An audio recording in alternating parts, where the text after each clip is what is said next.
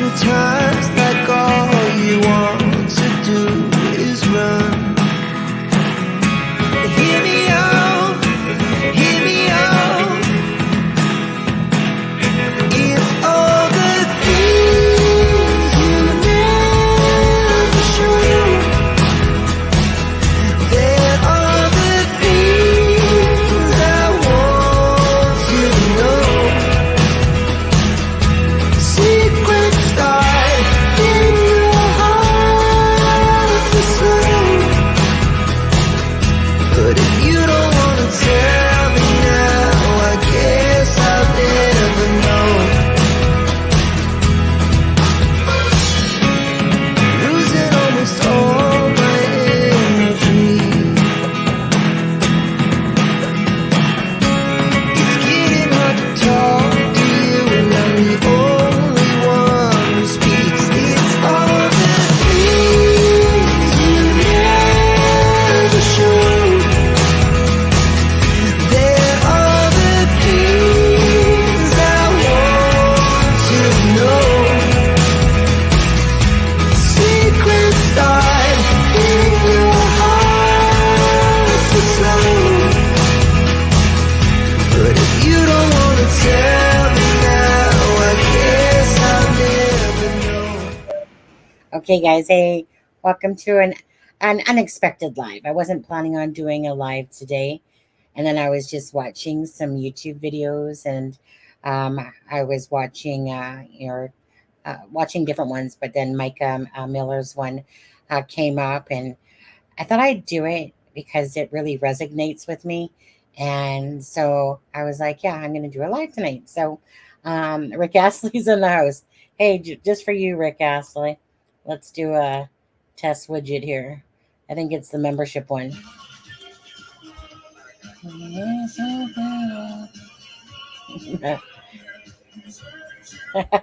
It's been a while. How you doing there, Astley? Of course, it's the real Rick Astley, guys, just so you know. Shh, don't tell him I said that. Hello, need to listen to an interview from the lab. Chris completely has lost his mind. Threatening Chloe South. Oh. I guess I'll have to listen to that. I haven't done that. Thank you for letting me know. Hello, Elizabeth. Hi, Miranda. We'll go back to the top. Hi, Bunzilla. You got Buns of Steel to go with that, Bunzilla. Hi, Peggy Day. How are you? Of course, Streamlabs is in the house, guys. And either I change my name or you choose a different tune. You know that threat doesn't work with me. You know I'm going to keep it. And you know you love it. Yeah. So, yeah, no, that the intro song always picks me up. And Charmaine really likes the Rickroll. And I like the Rickroll. And I honestly don't care if nobody likes the Rickroll. I like the Rickroll. Hi, Ben. How are you on there? So we've only talked about this case just the other day. Is he a madman? I haven't, actually, to be honest with you today, I haven't checked to see if there was any updates in Sebastian's case. But, well, we'll call him, we're talking about, obviously, Christopher Pussyfoot, right? So if he's acting up again, doesn't shock me, honestly. It's, I don't even, disgusting is all I can say. He honestly disgusts me as a human being. Hey, y'all, prayers for Mica's family, such a sad situation. Hearts for Sebastian as well. That family better get it. You're absolutely right. You're absolutely right. Hey, Rick Astley, I knew you wouldn't give us up. See, I'd give you up. Rick Astley might not, but I wouldn't. Yeah. Yeah, I know I was listening to the intro again, and I'm just like, you know, people always say it's a great intro, and I concur. Or else I would have changed it by now on there. Okay, so first off, I'm going to say this, okay? The reason why this resonates with me, and sometimes throughout lives, you know, we have personal talks and stuff like that. Like, this channel is not that square box channel that just goes bing, bing, bing, bing. We're going to talk about this, and this is the flow of it, and this is how it's exactly going to go. This is not the channel. We are not. I am a YOLO person. I do things by the flight of, flight of my pants or seat or whatever you want to call it. And we like to interact, and because for me, that's the personal touch, right? And for me, I don't care what anybody else does. I like to have the personal touch. And that's why I don't like hiding behind a camera and talking, because I feel like that people want to interact with the creator of the channel, type of thing. It's my way. And just like I do in person, I would rather talk with somebody in person or on the phone than through texting and stuff like that. I just find it's just not personal, and it's just, I would just rather, well, I'd always rather do it in person first if I could. But I just like the actual human interaction and not feeling like you're sitting behind some, avatar, for the most part. And anyways, bottom line is, this channel is, it's always will be about caring about other people. So hence sometimes we talk about subjects. And I was never one in my life for a long time to ever let people know about what was happening in my private nights. I would always just go about my day pretending like, well, just pretending like I wasn't sad or wasn't hurt or wasn't anything inside, you know. So the first, I was 15 years old. I had met this gentleman. His name was Dion. I shouldn't say gentleman. I mean, we were high school, I guess, sweethearts, you want to call it. I was in a relationship with him for 11 years, from when I was 15 till when I was 26. In fact, I basically ran away from home because my mom moved us back out to Vancouver here, from Alberta, because I'm Canadian, if anyone doesn't know. And that was in a very 11-year, very, very, very abusive relationship. I finally left that abusive relationship. Thank you, Elizabeth. Like the one on the docket. Yeah.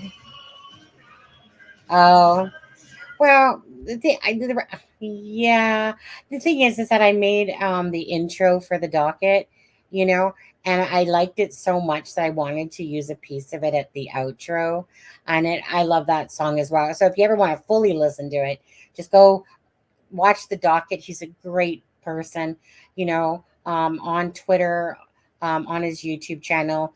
If he's the guy to go to for a lot of cases and paperwork, he's just a great dude. Um, and so for me, I appreciate him. So I wanted to help him out, and because not everyone's technically inclined for when it comes to creating videos and stuff. And so I don't know, he's just always a good person. So I wanted to help him out. So if you ever want to listen to the full version, perhaps go sub to the docket, because, like I said, he covers a lot of different stuff. And if you're not with him on Twitter, I'd recommend going to follow him on Twitter, especially if you're following cases with documents and stuff like that. Hi, Sharon Parker, and seeking their justice. Thank you, Bernzilla. Appreciate that. Um, so so anyway, so as I was saying, so I was in this very abusive relationship for 11 years. Okay, it was extremely, but I finally left it, and um, I ended up within, I think, a half a year. So I'd moved back home, um, and then I had met my ex-husband now, that I was with for 17 years. Okay, so Dion was 11 years together. Okay. And then my ex husband with my son, who's 27, his name is Steve. And my husband now, his name is Steve Austin. My ex husband's name was, we'll just say, Steve H. Two different spellings of the word Stephen. But anyway, so I don't want to confuse the two. So I was in a relationship, with my ex husband, and we were like best friends. Like, we were like, he portrayed, in hindsight, he definitely portrayed to be a lot better of a person than he was. And the thing is that he really wasn't a bad person, but he let life and struggles and head stuff get in the way of what was truly important. So I've always known what was truly important in life.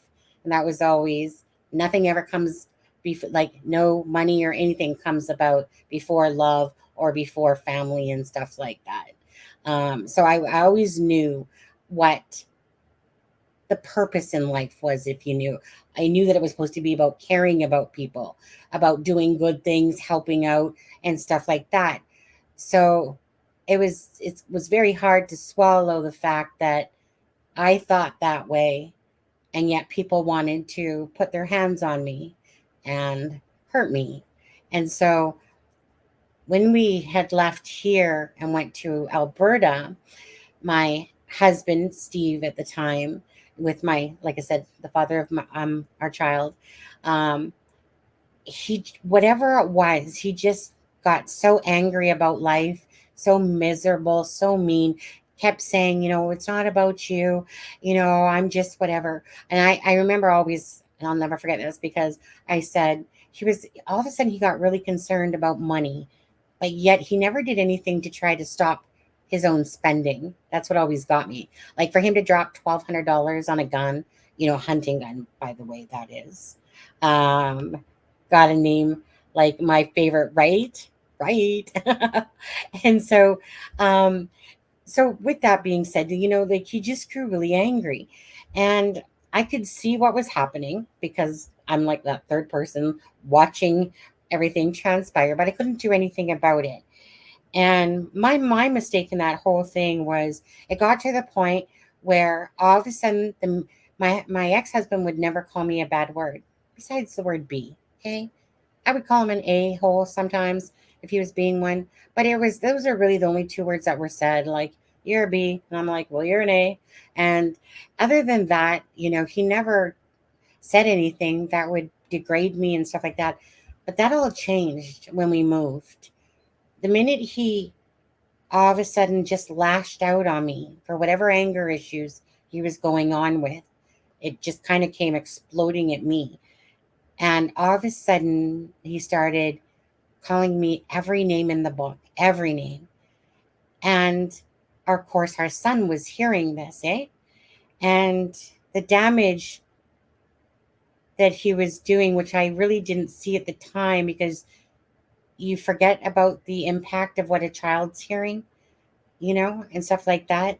But, anyways, so when I say my child turned on me, my son, he did, because he wanted his father's love because he never got it. So he finally got it. But I guess that meant basically pushing me out of his life, right?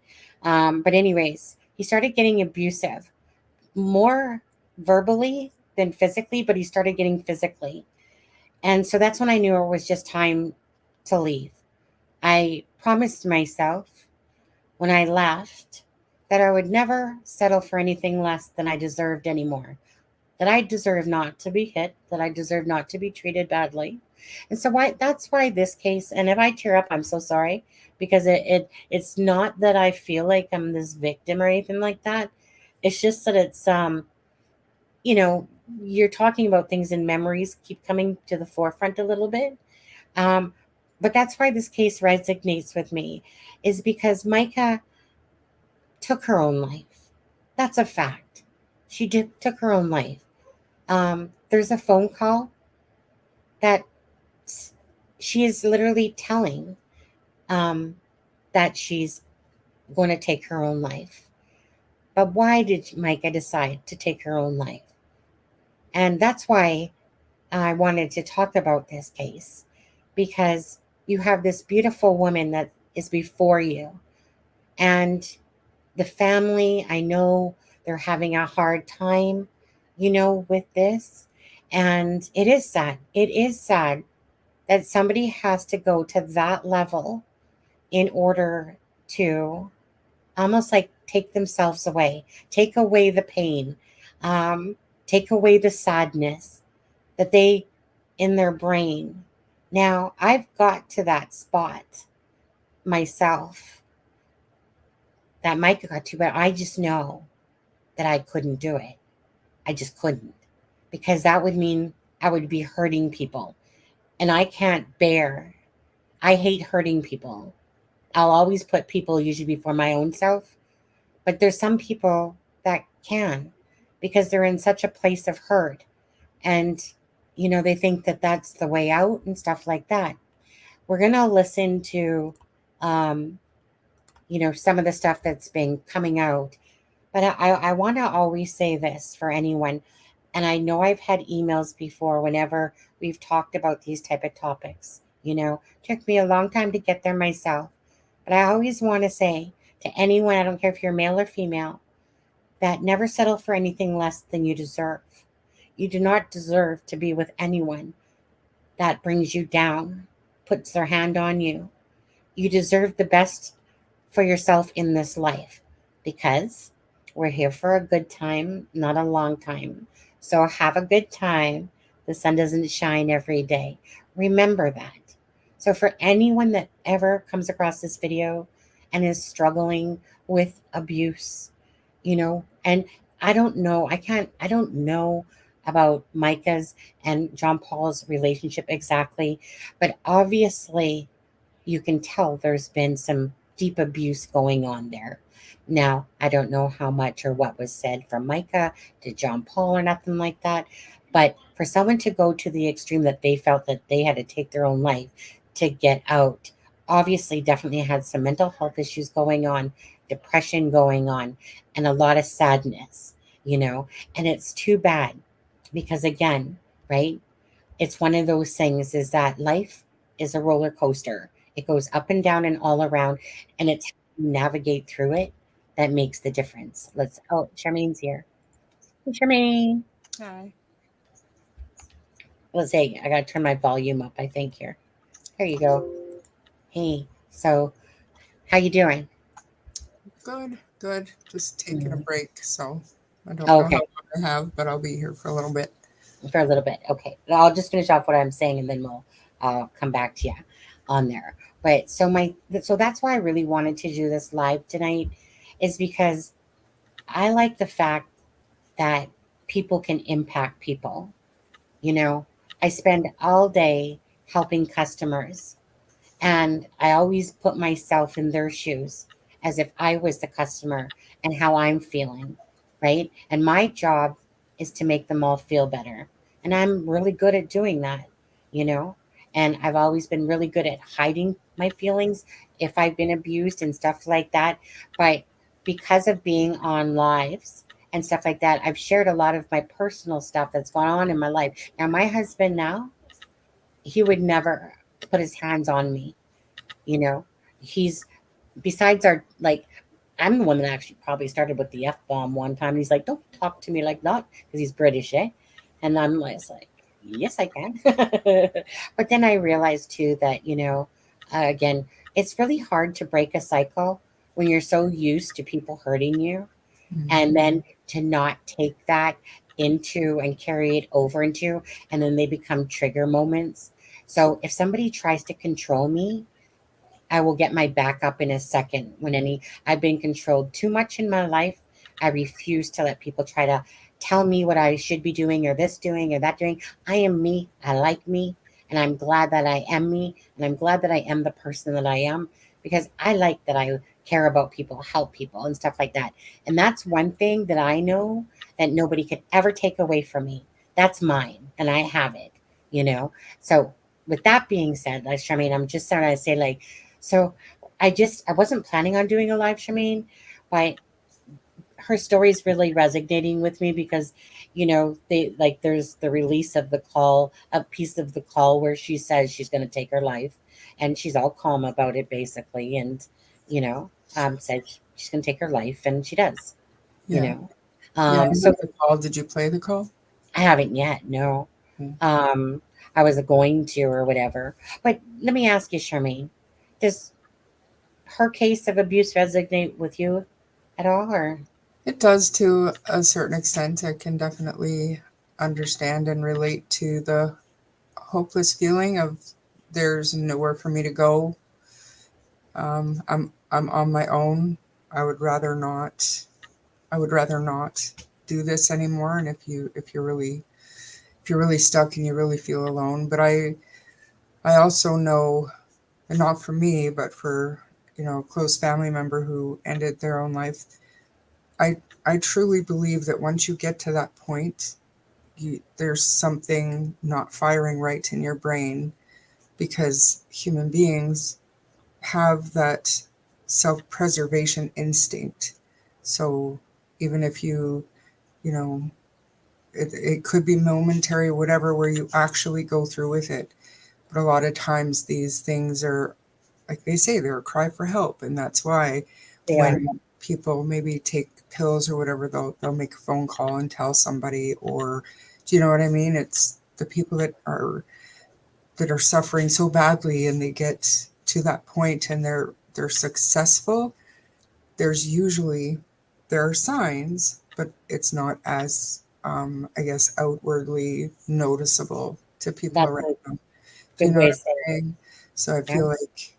I feel like there comes a certain point when you're so hopeless, and mental illness kicks in, and it could even be momentarily. But when, if you play that call, I think we can all hear that she was Yeah. she knew what she was going to do. She knew that she didn't want to be left where she was. She didn't want her family to wonder where she was. Um, and it's absolutely tragic that her life, the way it was as bad as it was to lead her to that. And I mean, like I said, I get it, and I'm not one to ever call these victims cowards, which so many people think that that's coward's way out. No, it's not. No, it's not. That takes a superhuman amount of bravery to go through with something like that. And I feel nothing but heartbreak for them. Absolutely. You know, honestly, absolutely. So unless you walk a mile sometimes in somebody's shoes, you know, um, then it's hard. It's hard. So when you said that, Charmaine, that's just it. Inside for me, when I was going through that, a couple times I have been through that. And honestly, the crying, my heart felt so broken, so broken. But yet you could feel that people just didn't understand the depth of the hurt Mhm. you're going through. And you just don't want to be here. You just don't want to be here because it just seems like nobody cares and you don't want to burden people with your problems. And even if you did, they wouldn't get it, or they'd tell you just leave. I mean, I've been there, don't get me wrong, but there's something in my brain that won't let me go there. You know what I mean? I'm too worried about, I was always too worried about what my kids would do without me, and what kind of trauma I would leave on them. You know what I Yes, mean? Like that I was would, me. That's me. yeah, I couldn't get to that spot. There was always a reason to get Yeah, up. yeah. There was always a reason to get up. That's just it. That's just me too. It's just, it just no matter how much like there was times I'm just like, you can do it, you can do it, and I'm just like I couldn't, could never. Yeah, You and know. everybody has Oh, a bad day. Like there's still days that, I would prefer to stay in bed, but there's always a reason to get up, and there is help out there. And I've told Sunny many times that you never know who's watching these YouTube live streams, or why they're watching, or what's going on in their own personal lives. There are people who are alone all the time. And when I first started watching Sunny, back when she was Sunny Justice with the Pink Panther and stuff way back in the day, um, I mean, she kept, and I don't want to say it like this, but she kept me alive for all that time, because I had somebody to listen to, and something else to take my mind off of whatever darkness I was feeling. it's so funny how you say that, Charmaine, because you know, in the last year, whatever, however long I've known you, which Charmaine's Canadian as well, and I felt like I've known her forever. And honestly, I would consider her like a good friend. And it's almost like having her to talk to sometimes has been like my rock for me because I don't have any friends outside. I don't, and I choose not to typically because I'm very protective of who my friends are, and I'm tired of being let down by people, Yeah. and I just don't want the hurt anymore. So I just like being with my husband and just enjoying my family here. Mhm. And it's like behind the scenes, so like you and Aspen are like, and Deb as well, are like truly my great friends on here that I don't usually like to talk about personal stuff. And Charmaine, because Charmaine's helped me out a couple times, and I've so appreciated her time, her help, and just her caring. I love her very much. So Me too, and I feel the exact same way. I don't talk to people because, and this sounds really bad, but in real life, when you're not that this isn't real, but in person, I find that people are maybe not intentionally, but they are disappointing, because you become reliant on connection, and you know what I mean. And there's just something that, and it hurts so badly if you're betrayed or something, and I think you get to a point after so many bad relationships, whether it's friendships or other, you get to a point where it's just not worth your mental health anymore to put yourself out there.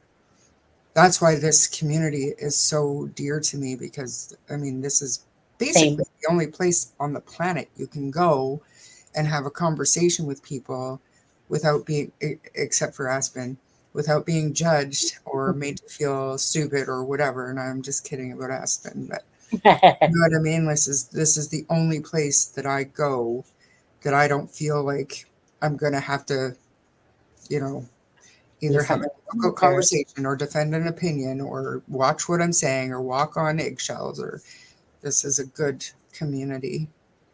yeah. That's why I love it. Like I said, I love different opinions type of thing. As I like it when people can have different opinions, and like sometimes people won't even talk to you again, even in real life. Yeah, And you're just like, what? Like like like in my head I think to myself, are you a grown up? Like yeah, you literally can't have a conversation without getting like people get defensive sometimes in the little things, but it's always like I always walk out of it going, all right, good talk, good talk, good talk, yeah, thank you. exactly, Like, I don't exactly. take But offense to a it. lot I of don't. times, face to face, you can't do that. A Yeah. lot of times, it's either ruins friendships or you end up not saying something, or you don't defend yourself, or you know what I mean. It's just, to me, it's just not.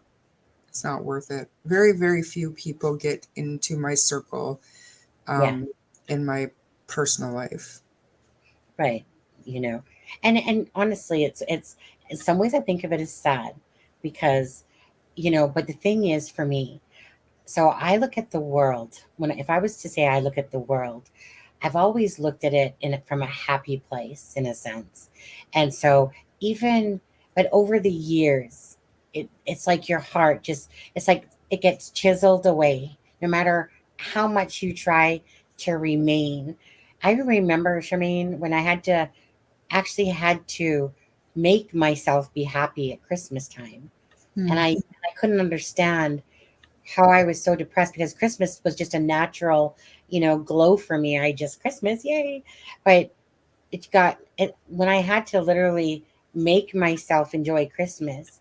Oh, I knew it was bad because Yeah. me and Christmas love each other. I just like life in general, but I guess I always try to think in the what makes me truly sad, honestly, is that a lot of people would rather bring you down or like why can't people just be nice to each other? Like how hard it's not hard. Everyone's entitled to opinion, but why do people always have to get so worked up, have to like not talk to you, this or that, like try to tear you down because you're an outgoing person, or or because somebody's maybe prettier, so they try to take them down because they're too prettier, you know what I mean? Like I Yeah. for me the world, I don't understand why there's so much hate in it. And so that's why I gravitate to the people that are positive energies, Yeah. because the ones that pick you up and not tear you down. But the thing is that like when you're watching like a lot of those chats and the things that people can say over the internet, I just I shake my head. I just can't believe. how cruel and mean and nasty people can be, Mhm. especially over the internet, because you know in real life that if someone were to talk to me like that in front of my face, they wouldn't. Mhm. Most times they would never, like they wouldn't do it with a lot of people. So let alone the world by itself, but with the internet, I just honestly can't believe the nastiness that keeps going on in the world. And it makes it hard. It makes And it hard. that's my soft heart, where when you say that, and even with bullies and everything else, I always, like, I know that these people that are so cruel and heartless, they were treated like that at some point. This is how their life is to a certain degree, and being able to be a keyboard warrior or whatever, or even people, face to face in your day-to-day life, there are people who are just cruel, who don't have any kind of empathy or compassion for what other people are going through. Some of them have, psychopathy and stuff like that, but Yeah, yeah, you yeah. know, a lot of times it stems from their own life and things that they're Yes. going through, and they're lashing out. They're the abused is becoming the abuser to make themselves feel Yeah. better. My twin does it to me all the Hmm. time. And as my twin, you try to overlook it, but after a while, it just gets old. I'm sick Yeah. and tired of her, like the final straw at the moment, at least right now, because I want her to say sorry, and I don't usually ask for sorries, and I don't usually not talk to my sister, whatever. But you do not go around to where my husband works, which is where she works, and my sister-in-law works, and you tell people that that are my husband's personal stuff and his stuff. Like meaning, it's kind of like enough is enough. I know that she is the reason that Ryan didn't help Ryan out when he said he was going to help him out with his immigration fee at first. I know my twin sister is the reason for that. And for her to walk around when she doesn't even know me and then tell people that I'm this addicted gambler, I gambled in my life? Absolutely. Do I find it entertainment? Absolutely. Was I depressed? But my sister took that and twisted it and made it seem to everyone that I was this basically depressed addict at home, that basically my husband is doing everything while I'm just sulking and doing nothing type of thing. And I'm Mhm. just like, who are you to say something like that? Yeah. Or she'll butt into my husband's business and talk to the boss. And I'll be like, Tam, like that was a conversation with us. It was up to my husband to talk to Ryan. And Hmm. then, but she just sticks her nose in. But if my sister can make me look bad in front of people, she'll do it in a heartbeat. If it means, because why? Because her life is so freaking miserable that she has to she has to point out other people's flaws in Hmm. order to build herself up. And to me, that's a sad day that people have to do that. And And I don't, that's makes it yeah, perfectly okay. And it took me a very long time, and I'm still very much working on it. But yeah, it's you have to have boundaries, and it doesn't matter who those boundaries are for, whether it's family, whether it's your own mother. If they're not treating you with respect, then if they're not good for your personal well-being, then it's okay to put boundaries up. And exactly. Then it's get out of my circle. I don't care who you are. You know, exactly, family, especially at our age, we have to yeah, protect our mental health at all costs. We have enough shit going on. right. Right, girls? Right, girls? Power Right. punches. But that's just it, Charmaine. Like, there's certain things, like, I'm a very strong personality. And my strong personality has always come from just always wanting people to be, like, truthful and doing the right thing. Now, the abuse helped make me a very strong person, when it comes to regards for things. Because back when I was younger, I was more very shy and quiet, but I would stick up always for what was right. And Mhm. that was always me. And I'll always defend that. So some people might not like a strong personality, and I do not care. Because again, that strong personality comes from always fighting for other people to treat each other with respect, kindness, and care. And if you can't do that, then I really just don't want anything to do with you. Hence why we don't allow trolls in here, because it's supposed to be about kindness, caring, and helping others and stuff like Mhm. that. And that's what brings sunshine and sunlight to somebody, is when they're surrounded by the positivity. And like I said, like we all get into these little spaces in our worlds where, because life, it's not all, sunshine and rainbows, right? There is always the things that happen. But you always have to know, like me, I I know how to pull myself out. Mhm. Maybe in my life I should have taken pills for depression or something like that, but I always in my head I was like, God gave you a brain, to use it. So Mhm. I mean, my mom, let me put it this way. My mom will always enter my head the minute I start feeling sorry for myself. My grandma and my mom are people that did not let you feel sorry for yourself.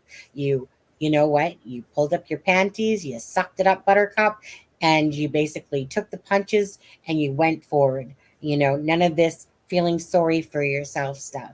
So Mhm.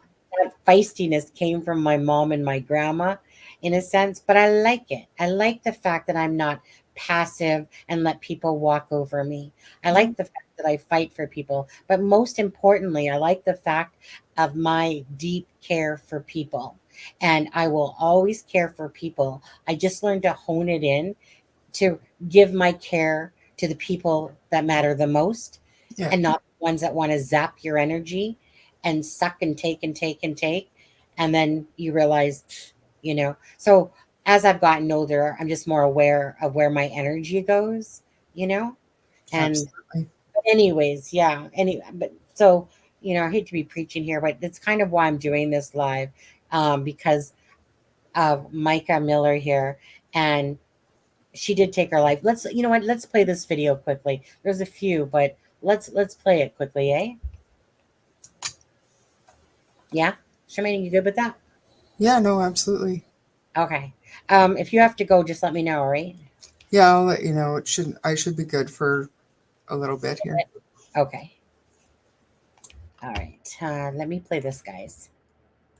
Some of the details being released in the death of a Myrtle Beach pastor's wife. Officials say a man approached them and said he heard crying and a gunshot while he was fishing at the state park in nearby North Carolina, where they say Mica Miller took her own life. Ryan Bass joins us live. And Ryan, so much speculation about this case and new developments. How much weight are police putting on what this man says he heard? Well, they're definitely taking his account into consideration here, Nick. And look, there's so much national curiosity around Micah Miller's death, but police say there's no conspiracy theory here.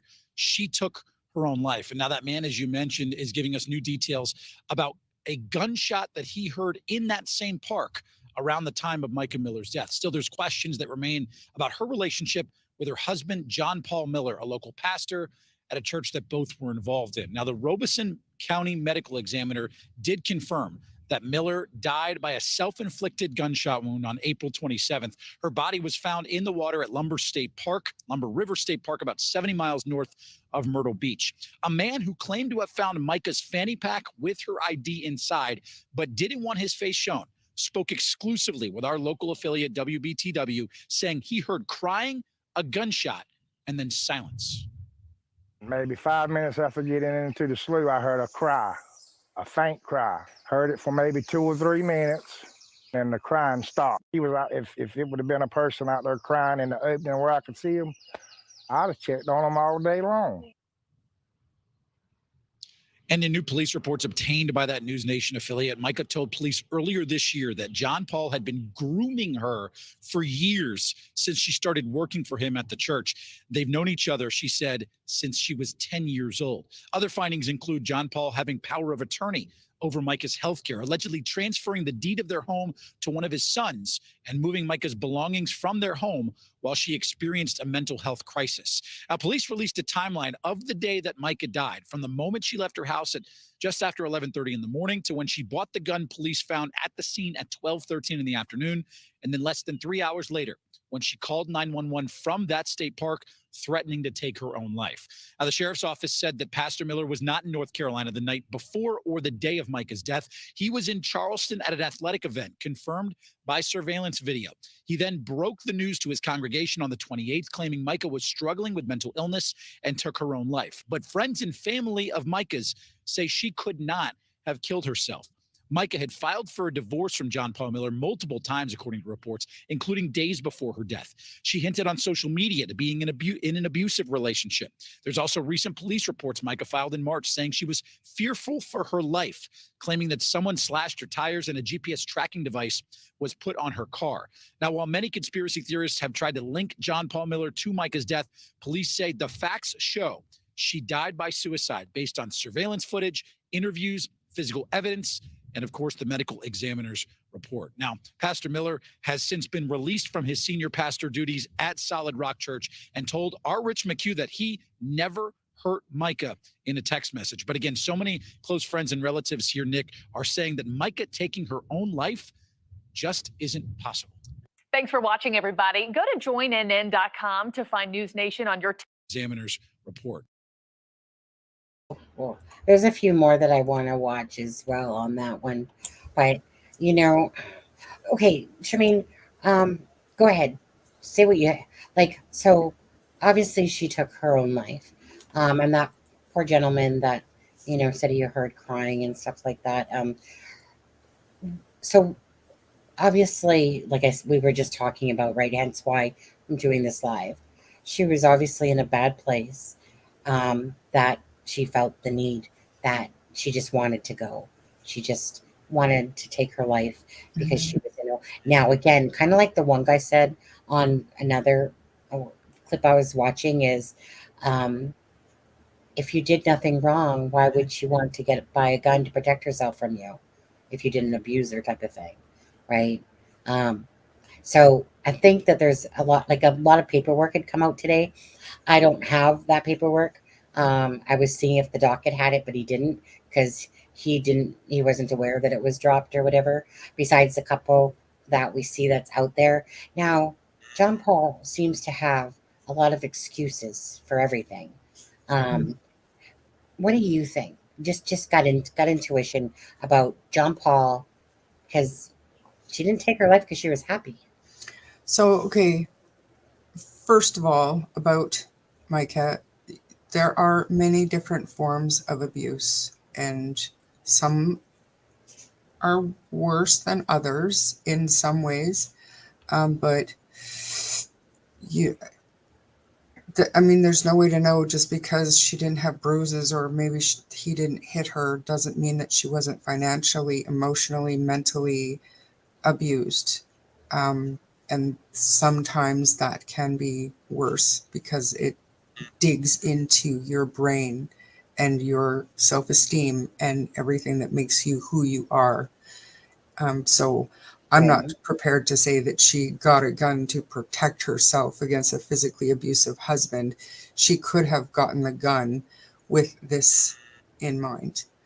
But I'd also like to say there are a lot of stories that are kind of being glossed over in chat by everybody here. And it just shows you how prevalent depression is. And Anna's making good points about, where to go for help. And I think that by having this live on Mica is a really good opportunity to have a conversation about mental health. I'm sure there are YouTube channels out there who talk about mental health, but true crime or not, I think that this is a really good time and place to talk about this problem clearly. Absolutely. Especially with this group, because it seems to me like the majority of our regulars are relating. Yes. And it breaks my heart to think that, because you always think that nobody will understand. I'm going through this. I've got these problems. I'm not going to talk about it because nobody will understand. But guys, read chat. See how many people are relating that would be receptive to a conversation. And that's going to carry on into your personal lives too. If there's somebody struggling, and when you're too close to it, you don't see it. And I do have a story about that, where somebody extremely close to me knew I was on my way to her house, and I stopped to get gas. And while I was in the gas station, a a police officer had called and said that this person had been taken to the hospital because she had damaged her wrists. And, Yeah.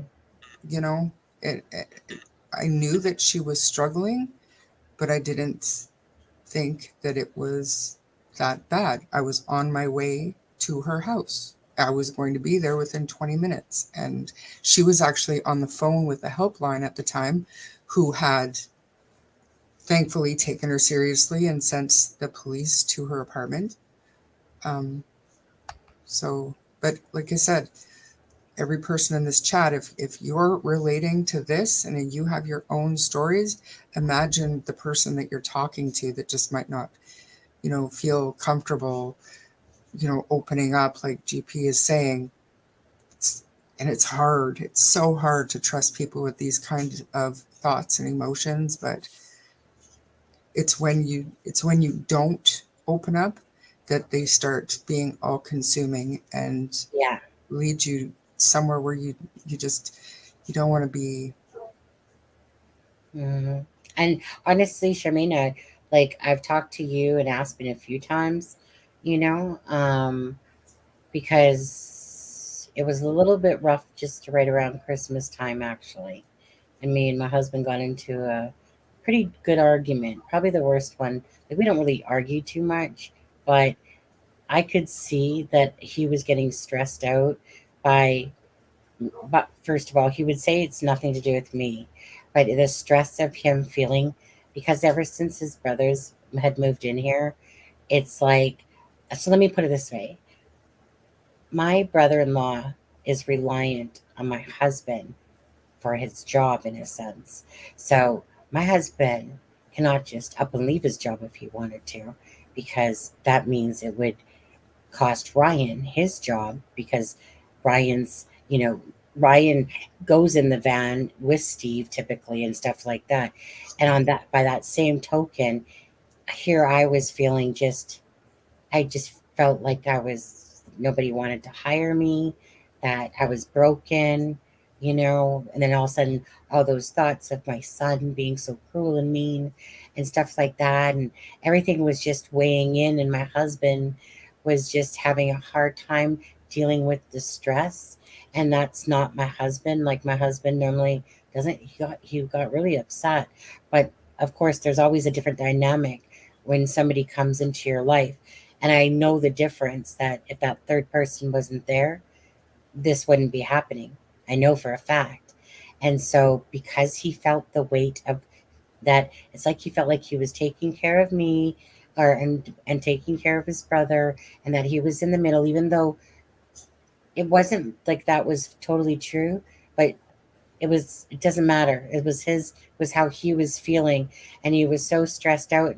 And I, basically, like, we had a huge fight just right after Christmas, and I can't understand that, because I was like, how could you, like, think to say something to hurt me? In a sense, it was more the way he was speaking to me. It was just coming off as very, like, I can't deal with this. I don't got time to listen to you. And I'm like, where is this person coming from? We've straightened out since, by the way, because honestly, I think that argument needed to happen, because, like, he's not a person to talk about his problems. I am, but he doesn't express his feelings, even though we're both cancers. So with him, he just bottles it up.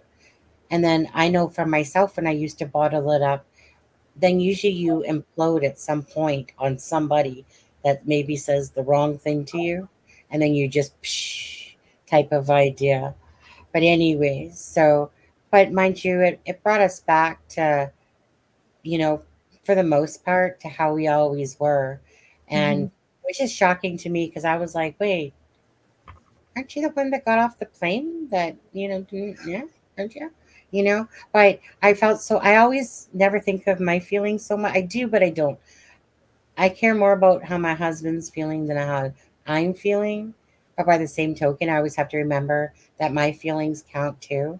You know, But anyways, it was making me. It was just, I was getting very depressed, and so, I was talking a little bit to Charmaine and Aspen and stuff like that, because you do, because you just get lost within your own thoughts.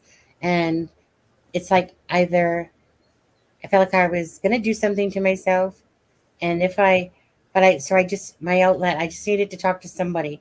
I can't talk to my family. My family is pretty much dead. Either they're dead or they're dead to me. They're just, they're just not caring people really. And my twin sister, to ask her for any sort of empathy, not really, not really, because she's too busy telling me about her miserable life all the time. So I just felt like I didn't have anyone to even talk to, and I felt just so alone. So it was just so nice that I was able to talk to Aspen and Charmaine a bit, just to let them know the little bit that I was going through, because I just, for me, it's like when you love someone, you don't even try to hurt them. Or like, I know we're not perfect, but for the most part, to me, if I talk to you with respect, I demand that back. Then I don't deserve to be talked to snarkily or ignorantly. I didn't do anything to deserve that. I'm very feisty about that. But anyways, to Charmaine and Aspen, I would just like to say I love you guys and thank you, because like I said, I was going through a rough time then. And of course, it's Christmas, and Christmas is always heavy, right? My son, all he ever talks to me for is Christmas is coming. Money, It's, presents. money. He wants money.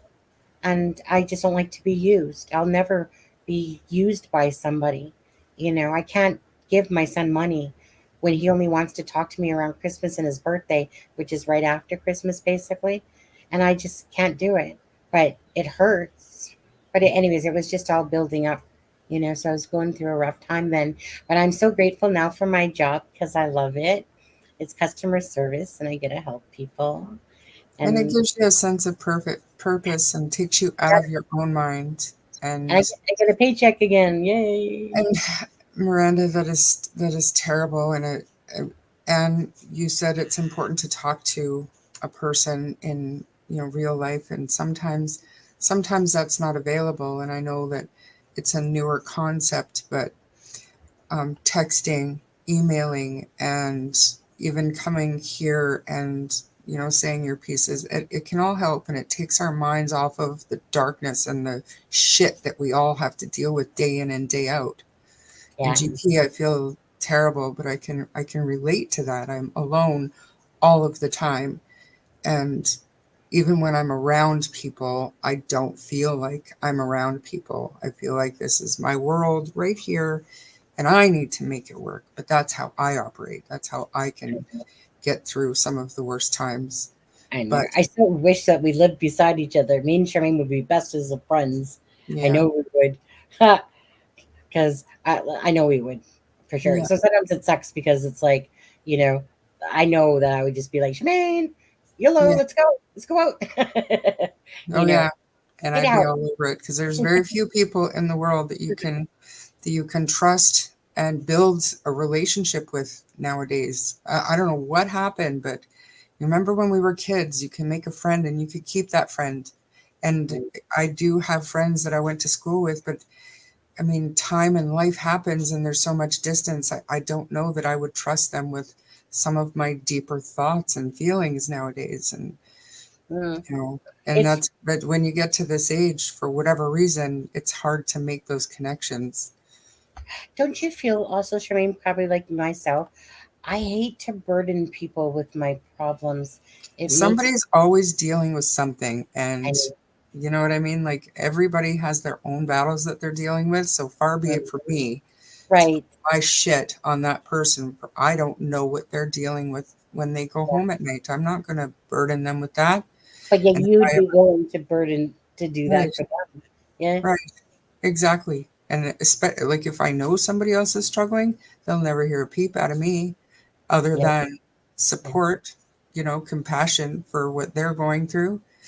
I try to I've been really trying to, whenever somebody is telling me about their problem, and being in HR, that happens more than you could imagine, but it's really difficult to just be a listener and to not try to come up with a relatable story to take them and almost minimize what they're going through, and Mhm. instead just listen and then they give you cues if they want you to, like, have you ever been through that or whatever, they'll give you some kind of a cue. But that's one thing that we all do, I think. Like, whenever we hear of an issue or something, we'll say, well, something similar happened to me, and we do it on here all the time. This is different to me. But when you're having a one-on-one, I'm Yeah. trying, and it's difficult, but I'm trying not to be that, well, I went through something similar, because to them it doesn't matter. They're there to talk to me about Yeah.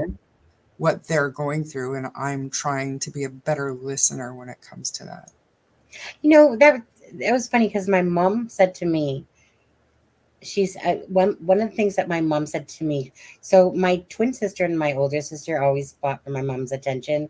I was too busy sitting there popping back popcorn, going, just laughing at it, be watching the two of them always vie for who my mom loved more, Paula or Tanya. And I just sit there going, I don't care, whatever, whatever type of thing on there. But shoot, Charmaine, uh, I lost my track. Okay. What did you just say? I got to bring myself back now because I also think. Just working on being a better listener.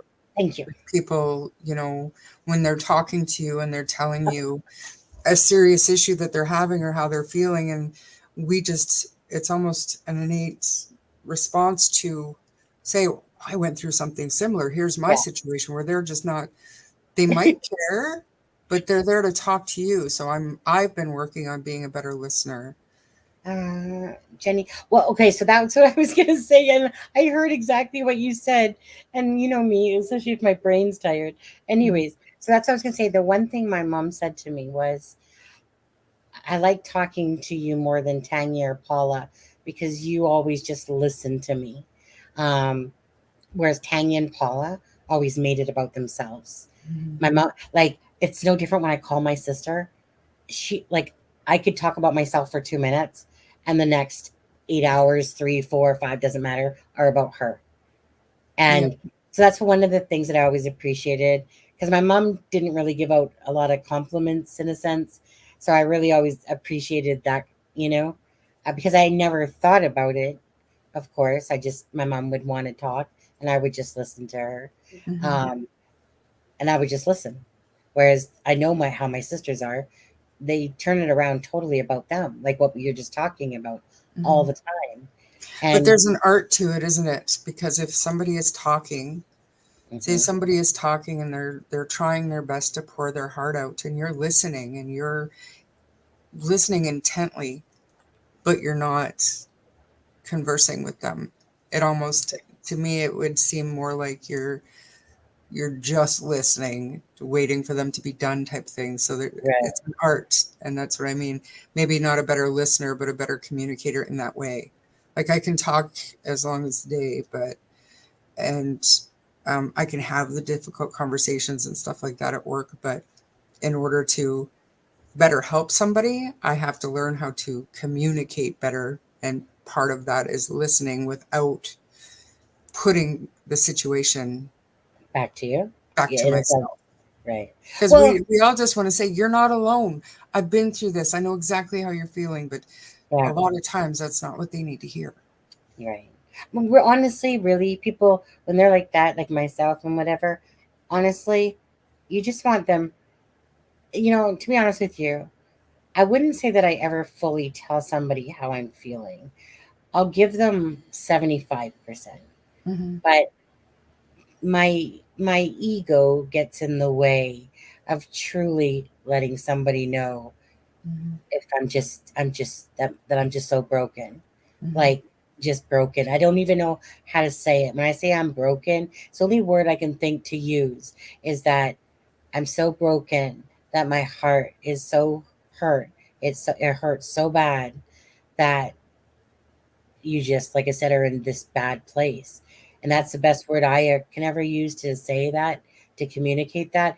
But it's kind of like I said, I give about 75%. Because I think my ego, because it just really becomes about not wanting to show always your true self, because you always think you're going to be judged on things and stuff like that. And I don't like being that vulnerable to, kind of disclose all your weaknesses and insecurities to somebody that might be trustworthy today, but might not be tomorrow. And it's unfortunate, but that's kind of where my mind goes. I don't know how this person is going to think or feel about me tomorrow and how they're going to treat me with all of this information. So, you know what? Right.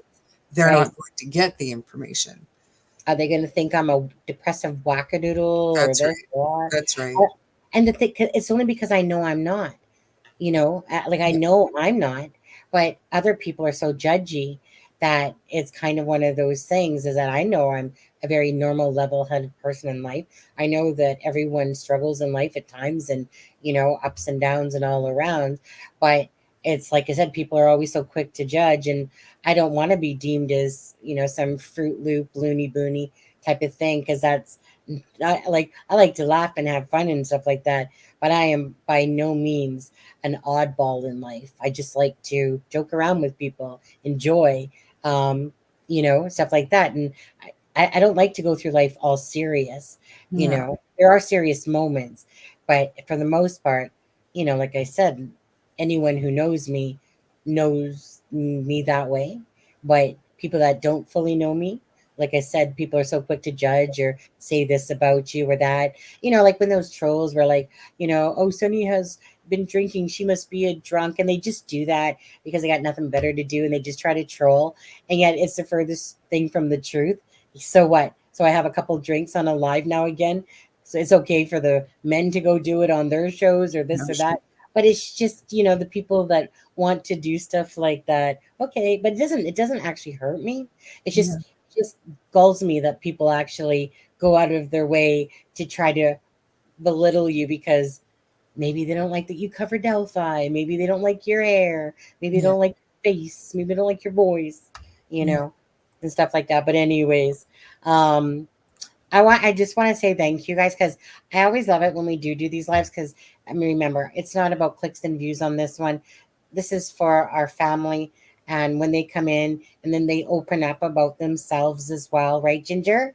Right, Ginger? Miranda, yeah. Um, but anyways, bottom line is we're all human. We all have feelings. We all can be broken. We all can be smiling and have good days and bad days and stuff like that. But it's just the genuineness of people. And when they open up, I appreciate that because it takes a lot to open up. Like it does take a lot for me to sit here and say this. It's just that I have I want the purpose that for anyone that's been in an abusive relationship or however physical, verbal, or whatever, that they can and they relate to it. I want people to love themselves enough that they don't deserve to get in a place like Mica, you know, but you can't control the world. You can't control people's actions, you know. But the thing is that if someone stays in a crappy relationship and they're feeling so broken that they feel like they have nothing, like I said, I want to be that spokesperson that says, please love yourself enough just to leave that relationship, to love yourself. I can't stress that enough, that sentence. Love yourself enough, right? That you deserve the best for yourself. Because this life is short while you're in this life. Why are you wasting it away? Why are you with someone that would hurt you, bring you down? Why? Because it wasn't easy for me to get out.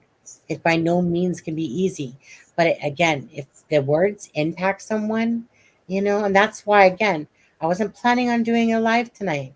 But this story resonates with me because it hurts me to know that this female took her life because she was at that point where she literally felt that this was her only way out to, when life can change in a very short period of time if you want it to. Yeah. But life changes very fast in a sense. But I just feel really horrible that, you know, that this is the point that she got to. And the thing is, honestly, you can't blame John Paul, really. He might have contributed to her unhappiness, right? He didn't pull no trigger. She Yeah. pulled the trigger, not right? So that's why when people say, or when I say, or when someone says, you are only in control of your own actions and thoughts. You are not in control of somebody else. Now, John Paul might not maybe be the best guy in the world, and he might be a POS, but he didn't hold that gun to her head and pull the trigger. She did that because of her mental health that she was in and her depression that she was in, where she felt it was the only thing to do. And not to say that people don't bring other people. You know, Charmaine, one of the things that gets me, people say that you're in charge of your own actions and whatever, right? So imagine me standing in front of your face and I'm just calling you every name in the book and I'm in your face and I'm taunting you and I'm taunting you. And then I'll punch you. Just saying. right. What'd you say? I said I'd probably punch you, but go on. Please continue. That was after I punched her back, okay? Yeah, I can just see us. You couldn't reach me, Shorty. But anyways. Oh, yes. We're both feisty. But anyways, so imagine me doing that, right? And then saying to you, and then you're getting pissed off and me going, what are you pissed off for? You're in control of your actions. You don't have to be pissed off. You know, and they play that whole gaslighting thing and stuff like that. Like, so people are like that. And that's where people can lose their shit. And that's where people can get out of control because you have someone that's maybe taunting them, this and that. And then most people will lose their shit typically, you know. Mm-hmm. I didn't, because I learned that it was better to laugh and go, honestly, you think you're having an impact on me? That to my ex-husband all the time. I used to piss him off. I'd say, you serious? You're going to actually act like that? Okay, happy pants. The more I never let it bug me, even if it did bug me, but the more I showed him I just didn't care, it was just like happiness inside me, because he was pissed off because I wasn't having any effect to it. So it pissed him off. And I was enjoying it because I knew what he was trying to do in the game he was playing, and it just wasn't working, you know? And the more that it doesn't work, the more words and spews that come out of their mouth. And the more I start laughing because I know exactly what the game is, you know, and stuff like that. But meaning, you know, in life, does happen. And that's why these cases happen too, because again, you know, you could sit there and be with someone and whatever, and that person's just taunting you, poking the bear until all of a sudden, you know, the gun in the house and type of thing, because it wasn't planned.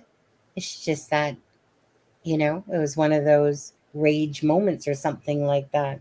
Mm-hmm. Anyway, let's see here. What are you doing tonight anyway? Or is it privacy stuff? It's work stuff. Oh, is it? Do you need to get back? Probably in about 10 minutes or so, if you have more clips. Yeah, I was going to say, can I play another clip, you guys? Okay, so I think I want to play this one next. Wait, which one's that one? Okay, that one was News Nation. Stop screen. And let's go to, I think it's this one here. Make it bigger. And he didn't want to sell her the car, or her to sell the car. Police determined the car was marital property and no charges were filed. We've reached out to John Paul Miller for comment, and we are waiting to hear back. And in light of Mica Miller's death, which was ruled a suicide by the Robeson County Medical Examiner, ABC 15 has been working for you and looking into what you can do if you or someone you know is having a mental health crisis. None of the mental health care professionals we spoke with today could directly address the death of Mica Miller, but they did tell us about some of the mental health resources available for those in need. If you need help, you can simply call or text 988, and that will put you in touch with the National Suicide and Crisis Lifeline. But if you know someone who might need help, the Assistant Clinical Director at the Waccamaw Center for Mental Health says if they're not acting like themselves, the best thing you can do is ask specific questions. Simply ask somebody, are you having thoughts of ending your life? Are you having thoughts of suicide? But be sure that you are encompassing suicide and death, because for some people, hurting themselves is not the same as death. So we have to be really careful about what we're saying and making sure that they fully understand our questions. PACE is also part of the South Carolina Mobile Crisis Team. They have a 24-hour hotline and team of professionals who will help provide you with resources or even come to your location if they deem it necessary. And if you or someone you love is struggling with depression or going through a mental health crisis, you're urged to call the National Suicide Prevention Hotline at 988. last. Charmaine, Yeah. Travis is always behind, isn't he? Look at that was 2 days ago, Travis. At least maybe 3 days ago by now. Remember when Travis was asking about that? And like when I I watched didn't know that Seth had retaken it though. I didn't realize that. Oh yeah. So it was because the first one was really inconclusive, really. So, anyways, I just think he was wanting to take it again, and you know, and Well, I would body too, honestly. yeah, for that. I'm gonna play another clip though here. So 1 second again, Micah. We're gonna watch this one, and again, prayers to Micah and her family, and all those, of course, that cared about her. John Paul Miller has not, repeat, not been charged with any crime in relation to his wife Mica's death, which has been ruled a suicide. But her friends and her family are pushing for the investigation to continue, and we have learned some disturbing new information that tells us why. It was already known that the Millers had a troubled marriage, and hey, behind closed doors, even the happiest couples have rough patches, but not like this. A trove of court and police documents released today reveals the Millers' relationship was no portrait of connubial bliss, allegedly characterized by emotional abuse, manipulation, and control. John Paul, who until recently was the pastor of the Solid Rock Church in Myrtle Beach, has just released a statement denying these allegations. The documents were released just weeks after Mica took her own life on April 27th, her suicide coming 2 days after she served her husband with divorce papers to end their 7-year marriage. Joining us now with details is News Nation investigative correspondent Rich McHugh, who's been digging through all these documents. And Rich, you've been talking to Mica's friends. What have they told you? Hi, Elizabeth. So her friends are doing exactly what you say. They're continuing to fight on, and they want what they're saying is justice for Mica. Part of that is directing us to their leads. So I have FOIA'd these documents from the Myrtle Beach Police Department. I got back about 14 different police reports, and what they show is that there's this pattern of just all this troubling behavior over the course of several years, but mostly in the past 6 months, the events started ticking up. I want to read some of the top headlines from these police officers, what she told police officers. Mica and John Paul had been separated since January of 2023, that she has known her husband, who is 14 years older, that he, quote, groomed her while she worked for him at Solid Rock Church until they were married in 2017. She also said her husband stole her car, that she had been hospitalized against her will, that police found a tracking device on her car. In communication with John Paul Miller over text message, he confirmed to me this. He said, I hired a PI to put trackers on her car to know if she was going to a gun store because she kept trying to get a gun for these past few months. He added, I have never once in my entire life ever hurt her in any way, ever. Now, a friend of Mica's, Tim Carter, recounts this conversation he had with JP a few years prior. Take a look. JP personally called me and said, hey, Mica bought a gun. She's out in the backyard. Well, you think she bought it to shoot me? I don't know, JP. I don't know what's going on in the house that would be a reason.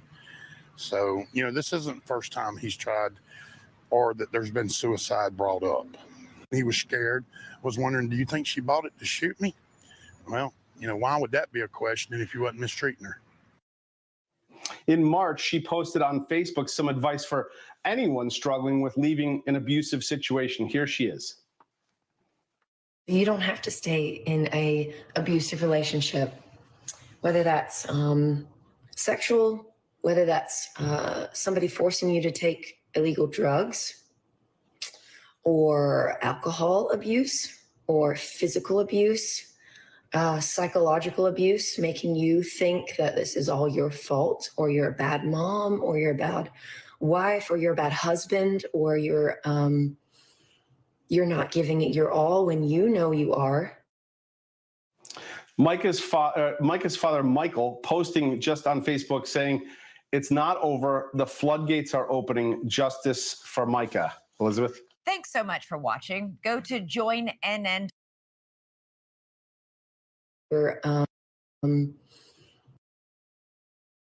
So, I mean, the bottom line is, you guys, of course, can think what you want, your own feelings, of course. There was the phone call that I played already, where she said that she would be taking her life, and she called 911, and the audio is out there. And she took her life. And she called 911 because she wanted her family to know where she was. So, bottom line is that she's the one that took her life. John Paul didn't take her life physically. It definitely obviously contributed to why she did what she did. And people can, and like I said, I'm not saying, because obviously there was issues going on in the relationship, you know, but I'm not going to accuse him of taking her life when she willingly took the gun to herself because she was in this world of depression and sadness and broken. Now, the thing that does make me sad is knowing full well that she was served, right? Like, if it wasn't for that 911 call, honestly, I think this story would be like a whirlwind of that he did it, he did it, he did it, if it wasn't for the 911 call. I already played the clip at the beginning where the gentleman that was around that heard her crying, so she was by herself, you know. Um, so at the end of the day, right, again, whatever sadness and grief that this, poor lady was in, it was too much, obviously, for her.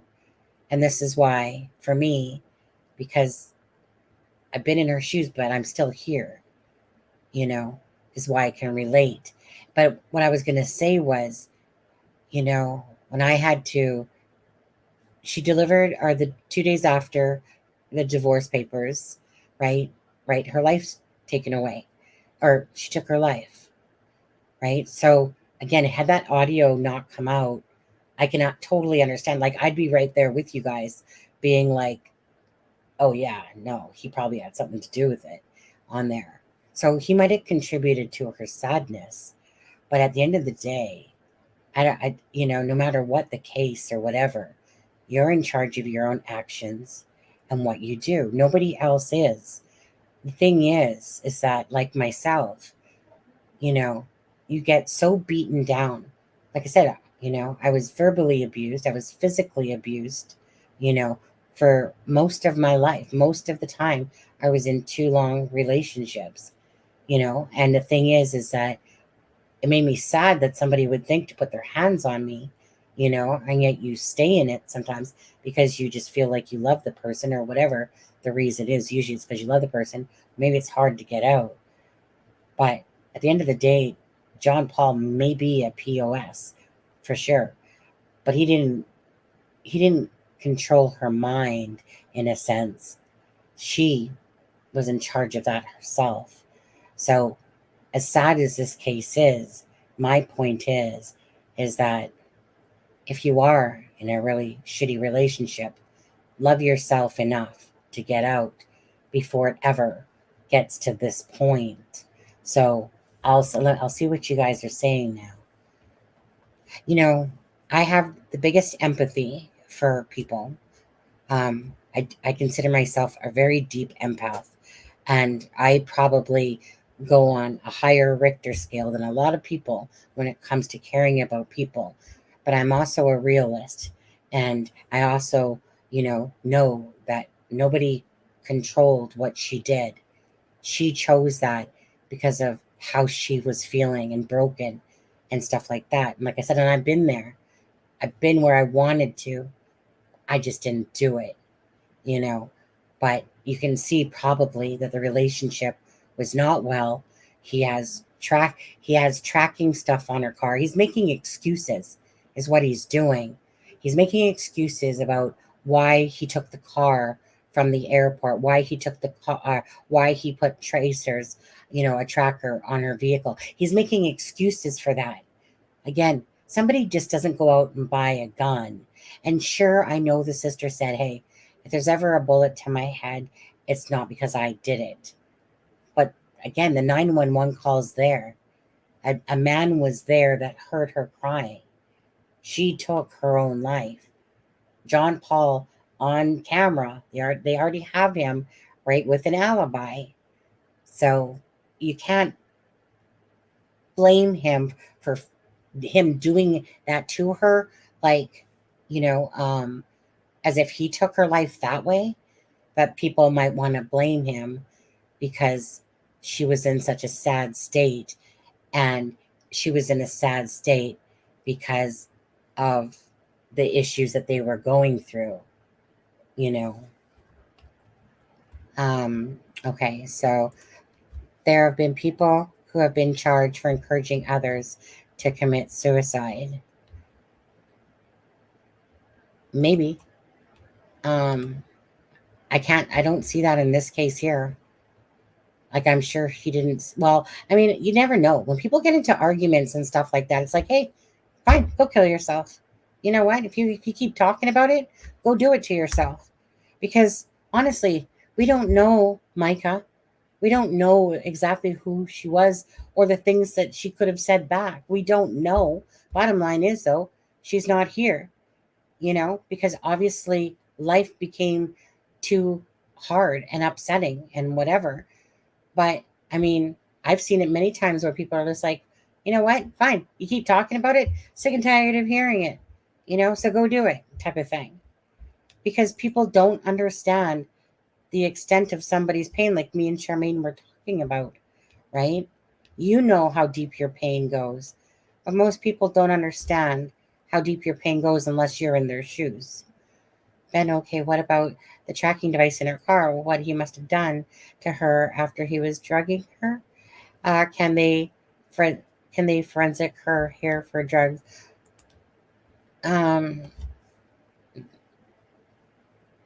Okay, he was drugging her. I'm kind of confused on that one, but maybe there was something said. I'll listen to it. What a disaster.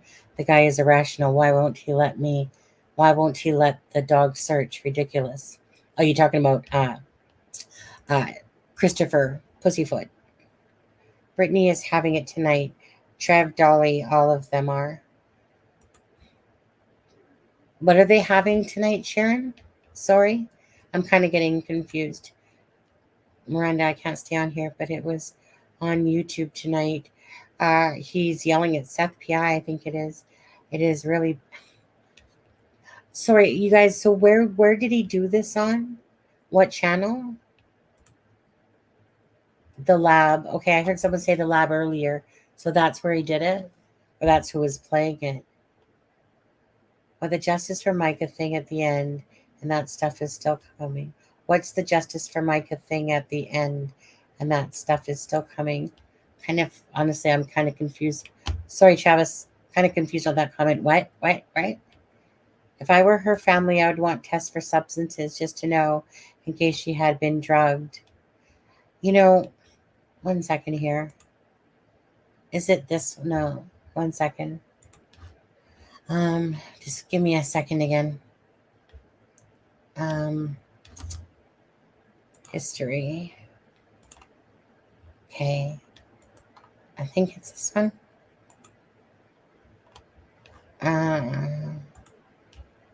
1 sec.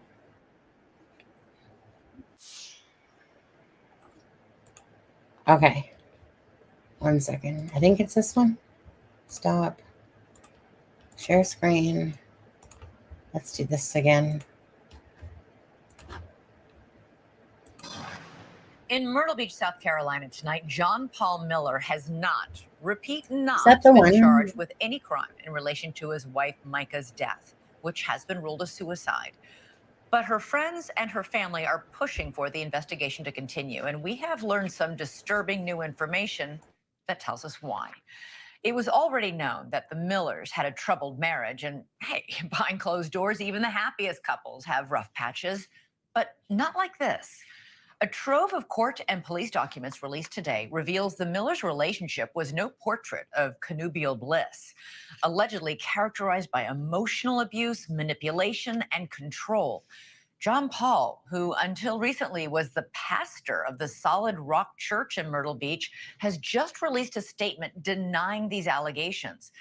The documents were released just weeks after Mica took her own life on April 27th, her suicide coming 2 days after she served her husband with divorce papers to end their 7-year marriage. Joining us now with details is News Nation investigative correspondent Rich McHugh, who's been digging through all these documents. And Rich, you've been talking to Mica's friends. What have they told you? Hi, Elizabeth. So her friends are doing exactly what you say. They're continuing to fight on, and they want what they're saying is justice for Mica. Part of that is directing us to their leads. So I have FOIA'd these documents from the Myrtle Beach Police Department.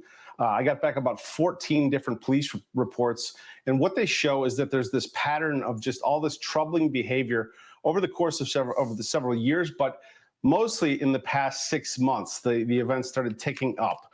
I want to read some of the top headlines from these police officers, what she told police officers. Mica and John Paul had been separated since January of 2023, that she has known her husband, who is 14 years older, that he, quote, groomed her while she worked for him at Solid Rock Church until they were married in 2017. She also said her husband stole her car, that she had been hospitalized against her will, that police found a tracking device on her car. In communication with John Paul Miller over text message, he confirmed to me this. He said, I hired a PI to put trackers on her car to know if she was going to a gun store because she kept trying to get a gun for these past few months. He added, I have never once in my entire life ever hurt her in any way, ever. Now, a friend of Mica's, Tim Carter, recounts this conversation he had with JP a few years prior. Take a look. JP personally called me and said, hey, Mica bought a gun. She's out in the backyard. Well, you think she bought it to shoot me? I don't know, JP. I don't know what's going on in the house that would be a reason. So, you know, this isn't the first time he's tried or that there's been suicide brought up. He was scared, was wondering, do you think she bought it to shoot me? Well, you know, why would that be a question if you wasn't mistreating her? In March, she posted on Facebook some advice for anyone struggling with leaving an abusive situation. Here she is. You don't have to stay in a abusive relationship, whether that's sexual, whether that's somebody forcing you to take illegal drugs, or alcohol abuse, or physical abuse, psychological abuse, making you think that this is all your fault, or you're a bad mom, or you're a bad wife, or you're a bad husband, or you're not giving it your all when you know you are. Mica's father, Michael, posting just on Facebook saying, it's not over. The floodgates are opening. Justice for Mica. Elizabeth? Thanks so much.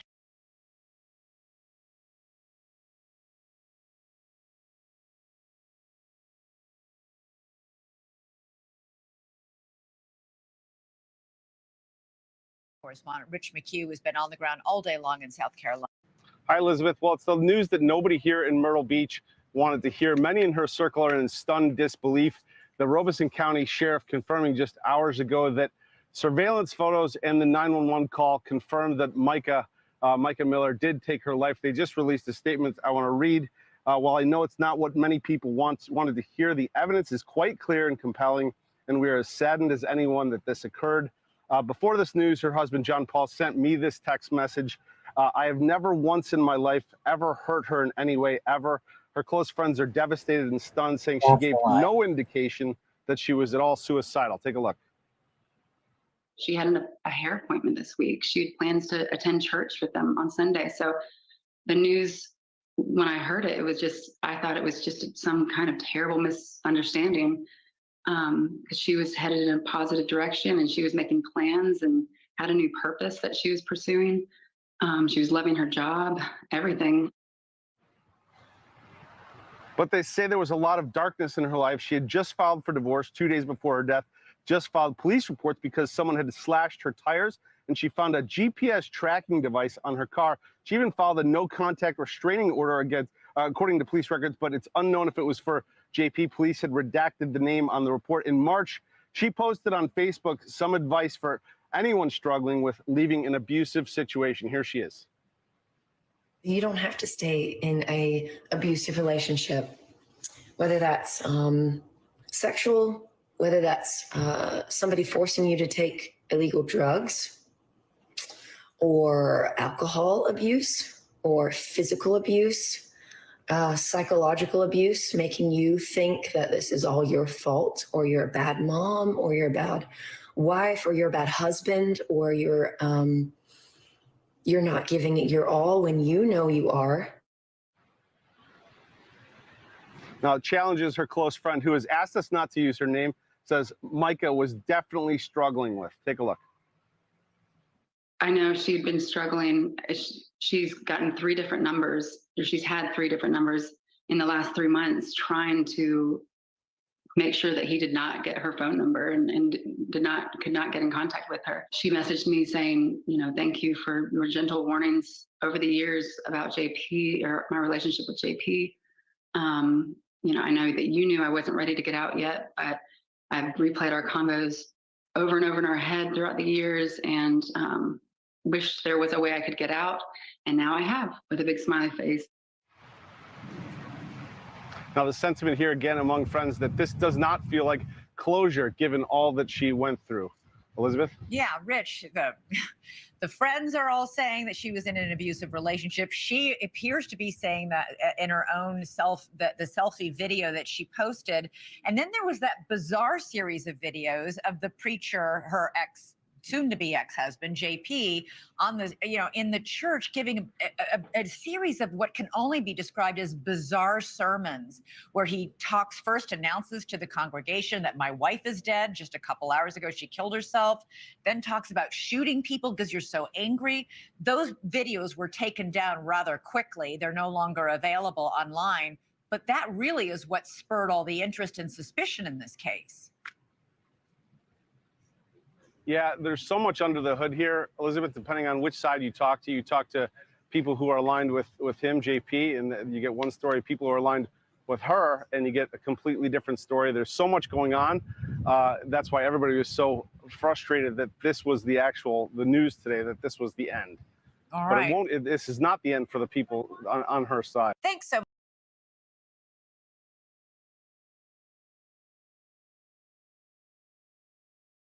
Gunshot. Those are some of the details being released in the death of a Myrtle Beach pastor's wife.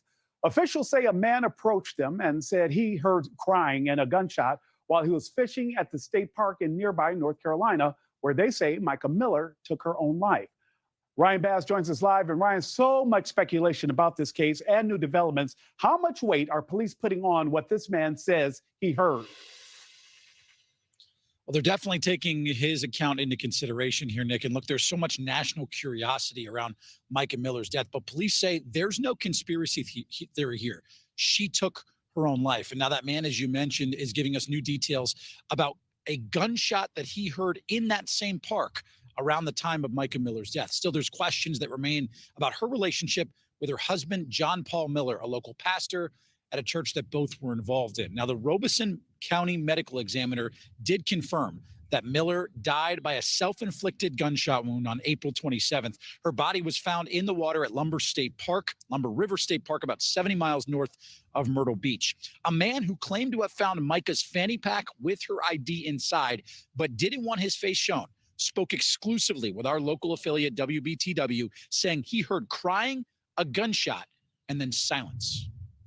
Maybe 5 minutes after getting into the slough, I heard a cry, a faint cry. Heard it for maybe 2 or 3 minutes, and the crying stopped. He was out. If it would have been a person out there crying in the opening where I could see him, I'd have checked on him all day long.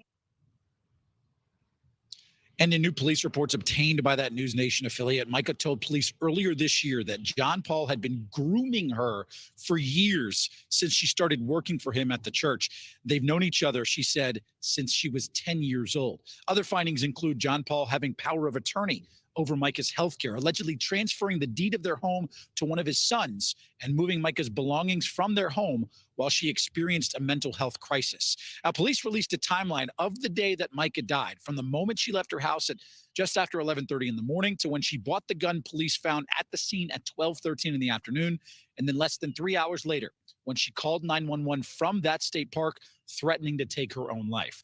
Now, the sheriff's office said that Pastor Miller was not in North Carolina the night before or the day of Mica's death. He was in Charleston at an athletic event, confirmed by surveillance video.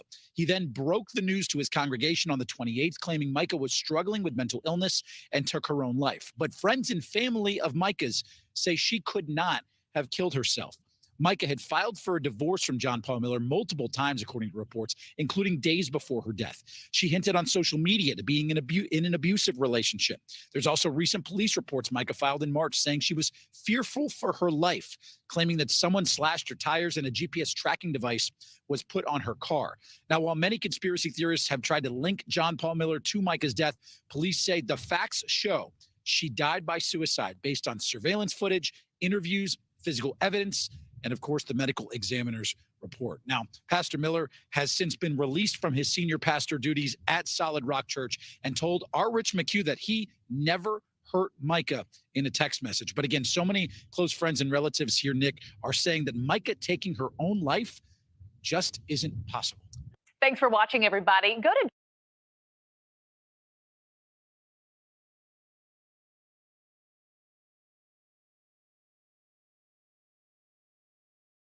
Sorry, 1 second. I think I wanted this one here.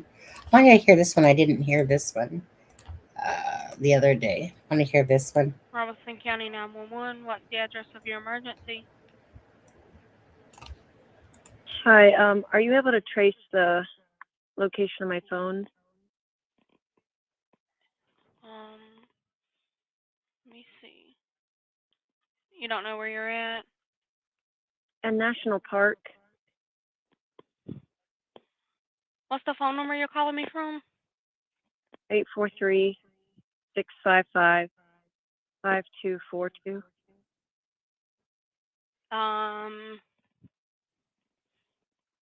Where's the park located at? In Bear Bluff. Let's see. I have my location on, I think, on my phone.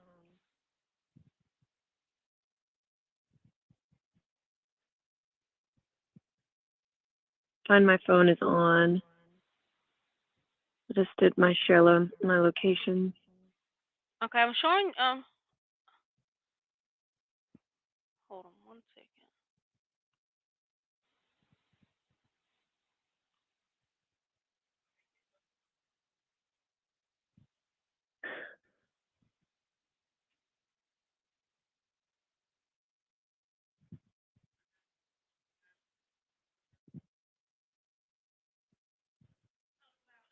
I don't think you are in Robeson County.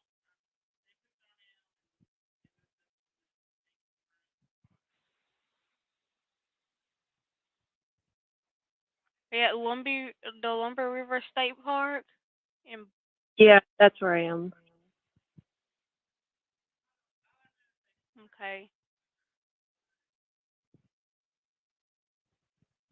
Tell me what's happened. I'm about to kill myself, and I just want my family to know where to find me. Okay, ma'am. Just listen to what I'm saying, okay? Let me make sure I got the exact location where you're at, okay? Just 1 minute.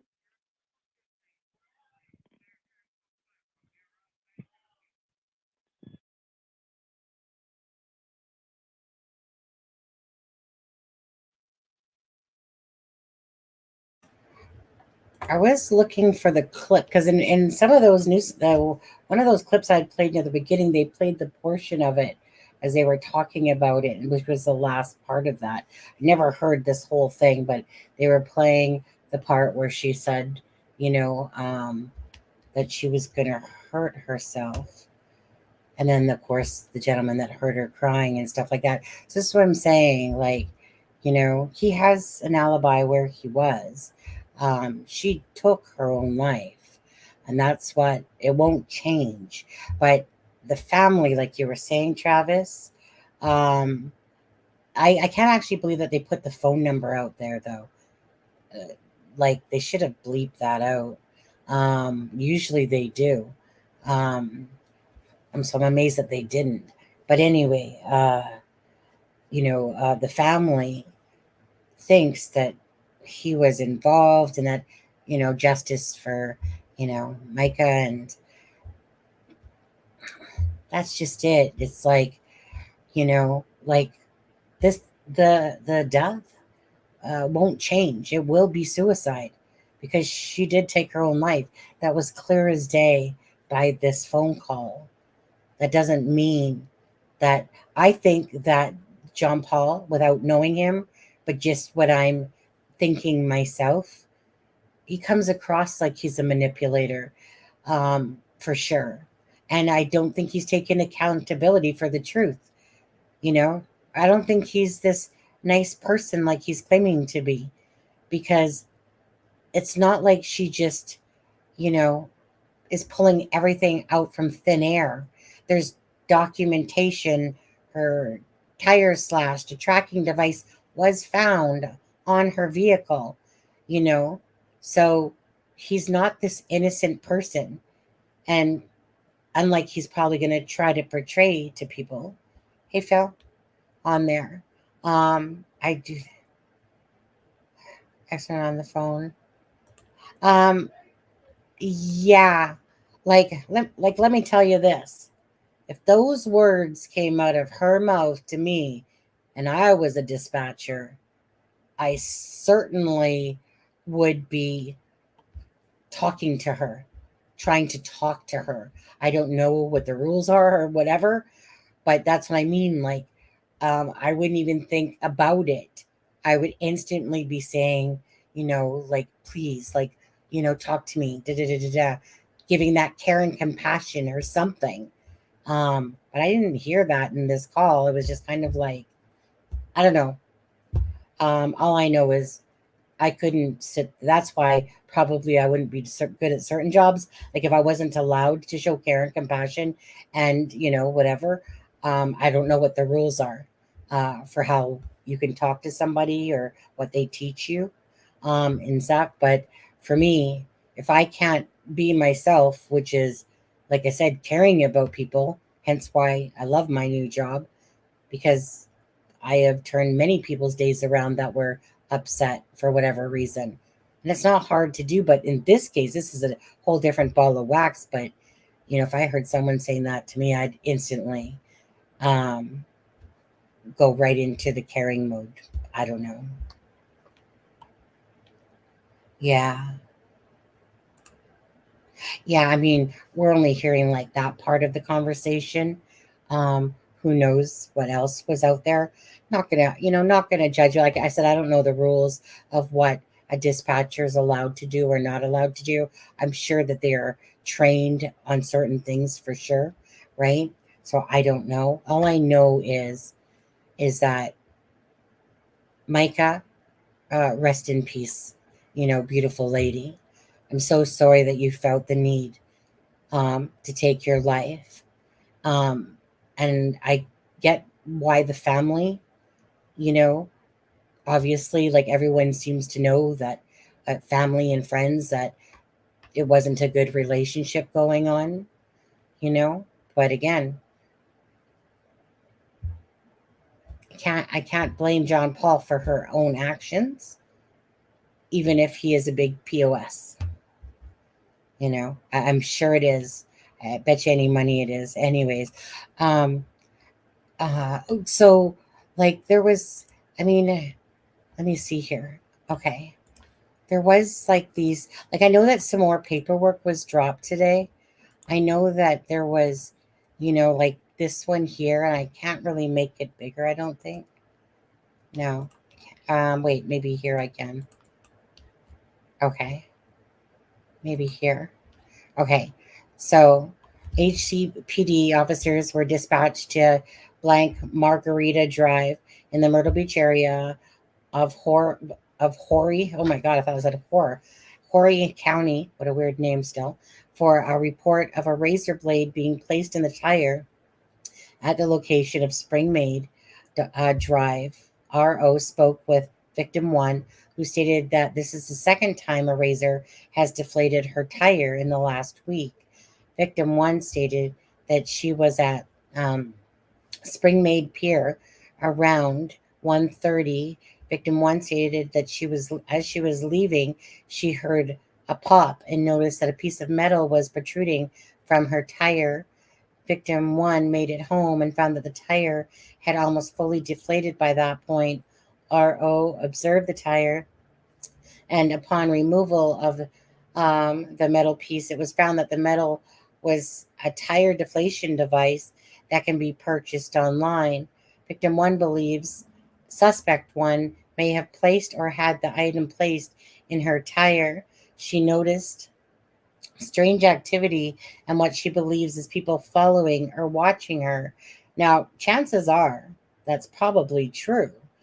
Victim 1 states that suspect 1 had a history of similar actions against her. Evidence was not sufficient to prove that suspect 1 placed the razor device under her tire. So there's that one. And I know that there's this one here as well. Oh, wait. What? Okay, there we go. Okay, hold on. 1 second. Here, I think I got to bring it in a little bit more.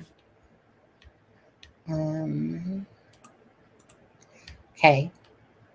On the 3rd of the 11th of 2024, so January, February, March, I responded to 8756 Highway 17 bypass, which is east of, sorry guys, got a yawn. Sorry, East Coast Honda dealership in the Myrtle Beach section of Horry County. And what a horrible name, Horry County. In reference to harassment. Upon my arrival, I spoke with the victim, which advised she was just out with one of our officers getting a report from an unknown person slashing her tires. She advised the officer helped her change her tire, and then she went to the gas station for gas, and then straight to the East Coast Honda to get her tire fixed. She advised while at the gas station, the suspect in the incident showed up next to her at the pump, trying to talk to her. She told him to go away. She does not want to talk. And then when she pulled her phone out to record, he sped off. The victim then leaves and goes to the East Coast Honda. And sorry, and the suspect showed up again. While I was out with the victim, she received a no caller ID, which ended up being the suspect. The suspect was advised that the victim does not want any further contact, and if he proceeds, then warrants may possibly be written up.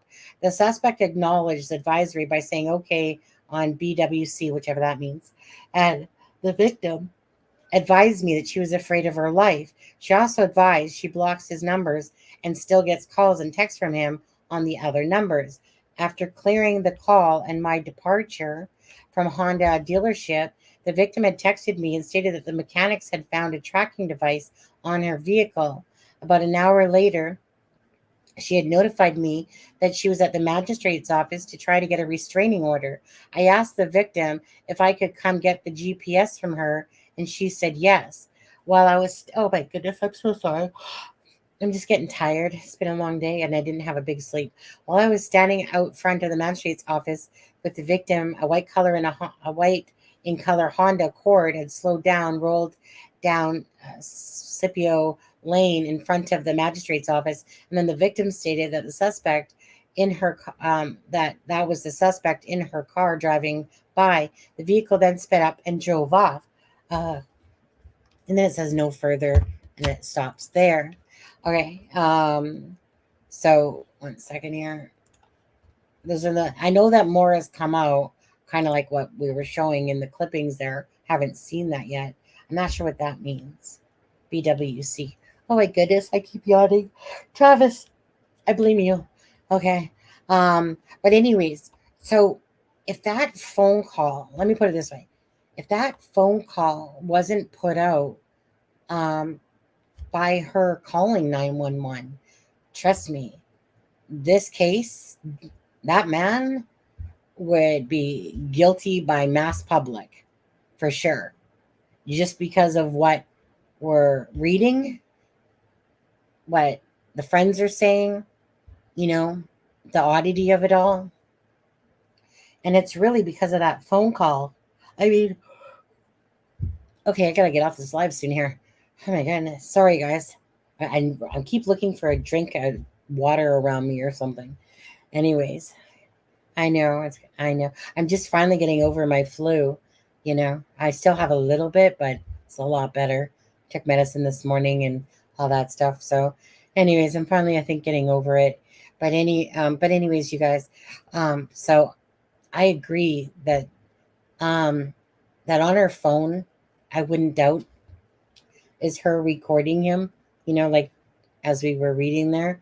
Um, but at the end of the day, he was over here. She called 911 and took her life. So I actually am grateful that there was closure in a sense. Like the family night might not feel like it, but that's because they're in it and they know that, for instance, sorry. Oh my goodness. Cut us off. I will in a second. You know how a yawn is, though? It's contagious. Like when you do one, they just all want to come out.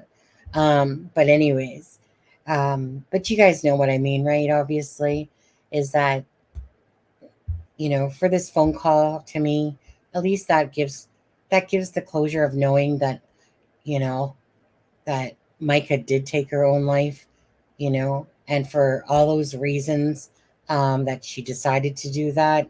I'm sure that John Paul was a big contributor to definitely it all, um, and it just probably got too much.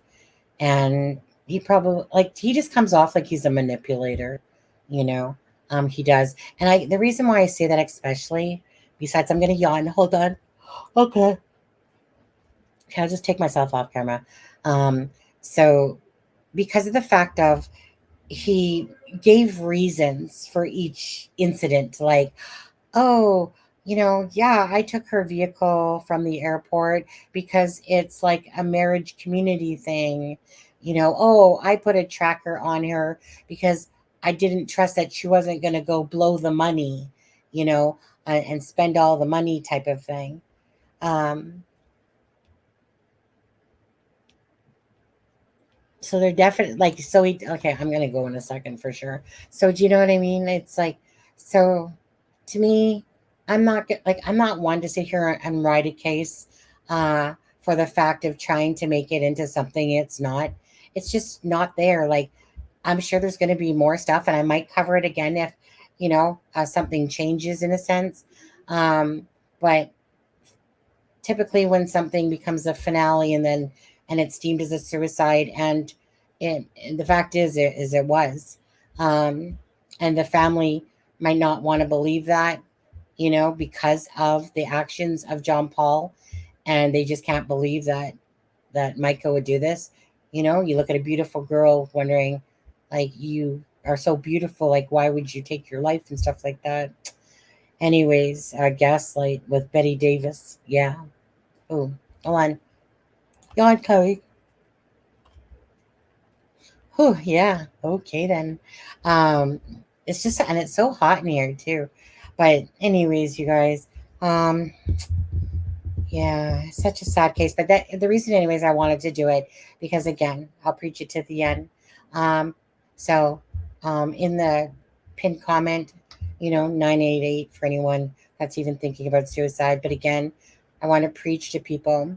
Please love yourself enough, no matter who you are, man or female, whatever. Love yourself enough that you deserve to be treated with respect. If you give respect and you treat someone with love and kindness and they want to treat you like you're a piece of crap and stuff like that, just, oh, one second, go by. Just love yourself enough to please remember that you're here for a good time, not a long time. And just remember to love yourself always, always, first and foremost. Yeah. Tomorrow night, freak. Oh, yeah. Thanks, Travis. Okay, yeah. So tomorrow night, you guys. Oh, Travis, by the way, I watched the documentary on the West Memphis 3 last night. I specifically watched that so I could. So I didn't actually know about the case. Travis is making me want to yawn again. One sec. Oh, you hate spell check? Yeah, spell check can really suck. Especially when it changes words on you and it was right the first time and then they switch it up.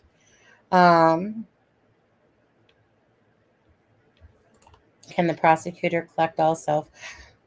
I don't know. I mean, it's like I said, I mean, it's deemed as a suicide, yeah? Who knows? I'm not sure. I guess we'll just see how it transpires. Yeah. Uh-huh. Yeah. You know, if there's one thing that I learned a long time ago, it was, and this is why if people don't understand me, is that people can't take away who I know who I am as a person. That's one thing that no one can take away from me. So whenever someone tries to belittle me or bring me down or call me names, I honestly just laugh really internally at that because I'm looking at this disgusting person who wants to talk to me or treat me that way. So those really have no impact on me. If I let that bug me, why? Why should I? Right? So I can let somebody feel like they have one over me, that they got me all upset or this or that, you know? If I get upset, it's because I choose to maybe to get upset at somebody because they're just being a jerk off. But actually, I drop it in a second. I forget all about it because I don't let stuff like that bug me. Honestly, I'm not here to live the life around other people. I'm here to live my life.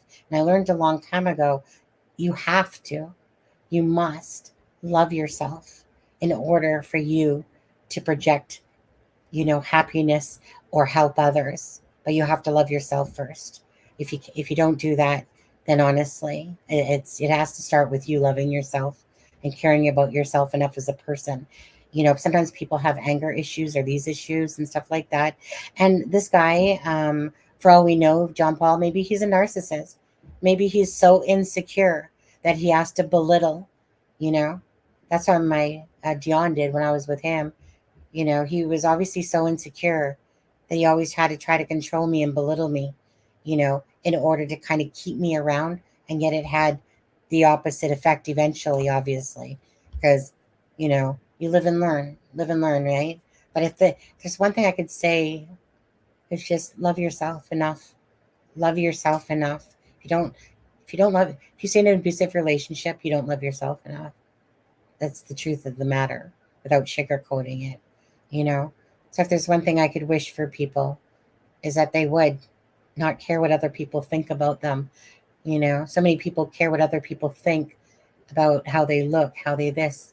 I don't give a shit at all. Why should I? Why? I'm not here to live in the life of somebody else. I'm here just to be me. And either you like me or you don't. And if you don't like me, I don't care. And if you like me, well, I care. But you know what I'm saying, right? So many people try to beat each other down all the time, or, and so many people are too busy worrying about what other people think of them. I don't.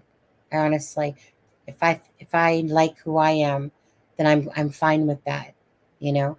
And like I said, others that try to beat you down, I just hate. I hate it when I hear that somebody's in an abusive relationship now. I've been in that too long to know that you're just wasting your life and your time when you could be with somebody who would treat you better, even yourself. You might even treat yourself better, yeah? You know, become a stronger person. But, anyways, so unfortunately for Mica, she wasn't obviously. She was strong to a point. She got the divorce papers, she made that video about leaving, but at the end of the day, she obviously felt that life was too much. That's sad. That's very sad. Travis is singing, Sunny. What is that? Sunny. I wish I could play it, to be honest with you. Maybe I'll have to make it as a little clip. Sometimes little clips get caught. Like, I mean, remember that one I heard it from the grapevine? Usually if you can get it like like for instance when we play like a Rickroll or something, right?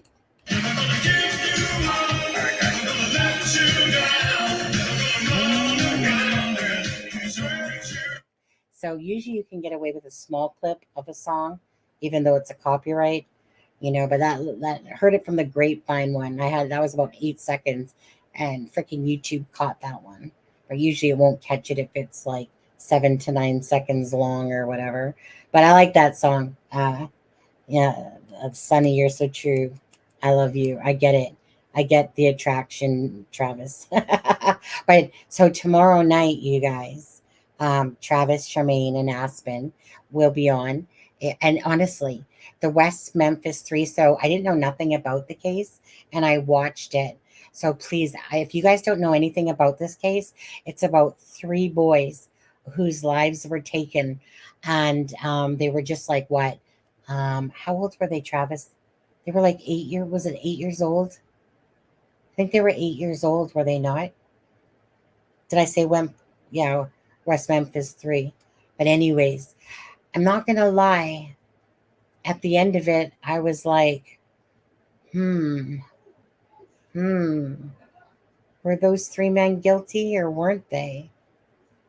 I think if I was to go by my gut, I would say that yes, they were. But it's one of those cases that's like a puzzle in a way. But anyways, it's a very sad story about those three boys' lives that went for a bike ride, you know. Yeah, a very interesting. I might, if I'm depending on what I'm doing tomorrow, I might end up joining you guys later, maybe, because if so, it depends what I'm doing. I'm just leaving tomorrow from me and my husband if he wants to do something. But if I am around, I definitely will watch it or join you guys in after a bit. Yes, 8 years old, Cub Scouts, bikes, woods, after school, you know, found dead. Three people were arrested. But it's one of those puzzles. Did they? Did they do it? Did they spend all those years in jail and they didn't do it? You know, because after I watched it, I was just like, very thought provoking case for sure. Anyway, so that's tomorrow night at 7 o'clock. Again, Travis, who's in chat right now, uh, Travis Lawyer will be on, Charmaine will be on, Aspen will be on, but Charmaine and Aspen are the ones who know about the case. Like Aspen knows about it a little bit. I decided I was going to watch it because I wanted to know about it as well. I realized I didn't know about the case at all. So I just watched it, and yeah, very, very. So one of those cases that it's honestly, it's like a bit of a mystery for sure.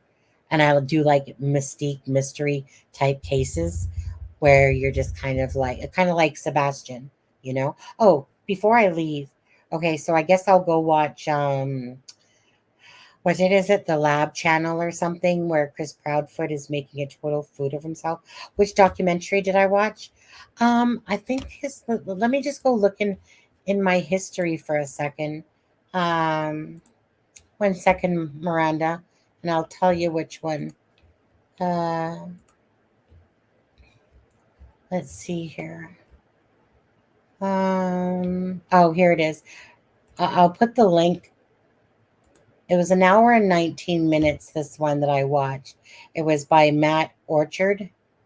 But anyway, I'll just drop the link to the one I personally watched. I was involved at that time indirectly. Yes, it will be very interesting, Travis. If I do happen to miss it, I'll definitely watch the replay. So for anyone out there, again, I already have it set for the live for tomorrow at 7. So if you don't want to miss it and you want to watch it, go make sure that you hit notify me. It would be very interesting to hear what Travis and Charmaine, especially, are going to say. Aspen, he'll count a little bit, I suppose. But like I said, those two are the ones that are the reason for hence doing this tomorrow night on there. You blame JP. Well, I get it. I get it. You know, it's just at the end of the day, it's just sad. It's just sad. It's sad that somebody took their own life, because they were so broken, And honestly, again, someone's not going to take their own life because they're in this happy marriage going on. They're not typically, it's because there was issues. And I think it's clear as day that there was issues. I think that he's a manipulator.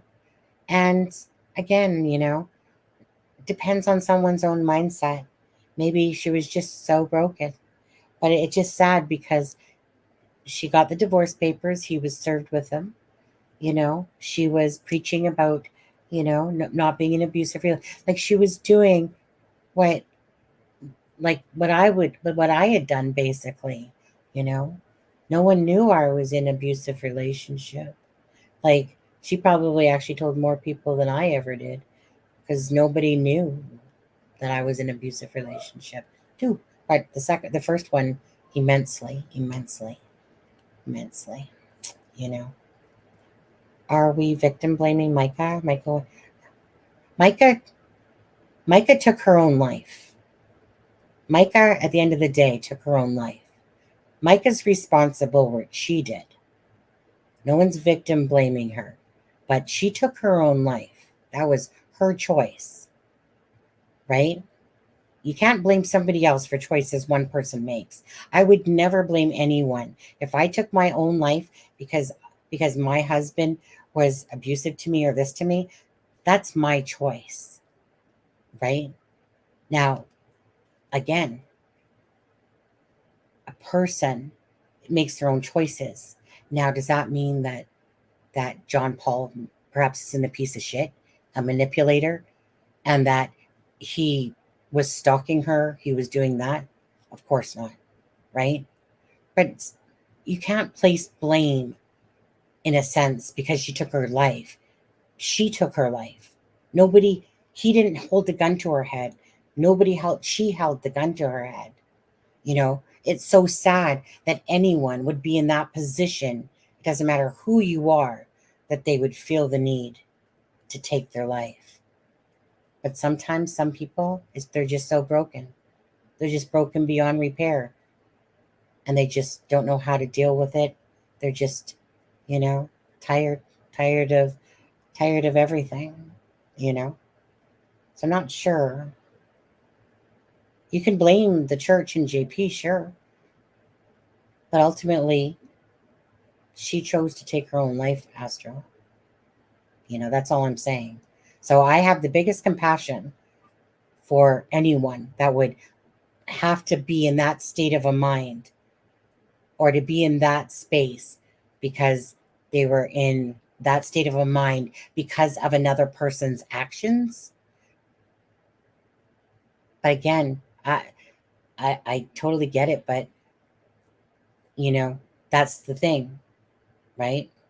Is I chose to leave before my ex-husband did pull the gun on me because he was that crazy in his eyes that I was like, it was the first time I was scared, So I had to leave to feel like I was obviously safe, right? Because in the midst of a moment, you never know what someone was going to do and stuff like that. I just feel so horrible for anyone that chooses that path because, it doesn't always have to be that way. She seemed like she was on a road to, trying to be strong, get the divorce, I don't, like I said, I don't, the church, how do you blame somebody in a sense if you put yourself in those positions? Like those are those are our choices. And either we can continue to stay in them or leave from them. My hurt goes to anyone that feels that depressed, that hurt, that broken, that they would take their own life, considering there's so much beautiful about a person. Like people don't see their own beauty or their own strength and stuff like that. Right, JP? Right, GP? JP's a prime example of that. Her and Dottie and that, You know, little do they know they have way more strength than most people in this chat of what they have suffered and been through, and the hurt and the pain. And they don't see it sometimes the same way. But for people to go through such agony and pain, like Ginger, like GP has, you know, I will hit the hay in a second. Right. So the strength to me when somebody has gone through multiple deaths, murder of her niece and stuff like that, and still be able to, you know, live and carry on, and, you know, that to me is strength. Not everyone has that. So I admire people like GP who have such strong strength that they don't even realize. You know, a lot of hurt is in them, but it's amazing the strength that they find as well. And that's why, you know, Ginger and Dottie and that mean a lot to me, because of just the strength that those ladies have. Yeah, good night. Shani, hit the hay. Good night. Since you won't kick us off, I'm hopping off to get you rest. I'm all good. No, you know what? The thing is, I ain't going to bed anytime soon. Maybe later. It's just when I start, you know, when you yawn and then you're just hot, and you just keep yawning, and it's like I'm not tired, but anyway, yeah, absolutely. Just because I didn't Astro, I don't understand what you're trying. I get that you have your opinion and it counts, right? Like your opinion for whatever you feel matters, obviously. But our opinions might differ, and that's okay. You know, however you want to feel about Micah, the church, JP, and whatever, and stuff like that, that's fine. I'm just a person that has a channel that has my own voice and my own thoughts. It doesn't mean somebody has to agree with me. You know, you guys know that. So everyone has their own thoughts. Yeah, I'm not expecting it to brainwash people and make them think my way. You know, I'm just saying my thoughts and feelings about it all. Anyways, good night, you guys. Thanks, mods. Yeah, good night, you guys. Biggest hugs. Thank you guys for opening up and sharing. Again, prayer for Micah and her family through this sad time. You know, prayers for such a beautiful lady today and stuff like that. But hey, Ben. Thanks, Ben. Thank you, guys. Thank you, Streamlabs. Got to thank Streamlabs too. Anyways, you guys take care. Don't forget West Memphis 3 tomorrow night with lawyer Travis Williamson, Charmaine, and Aspen. Mwah. Thank you guys. Have a great night. All right. I'm leaving, Anne. Are you happy? Okay, good night.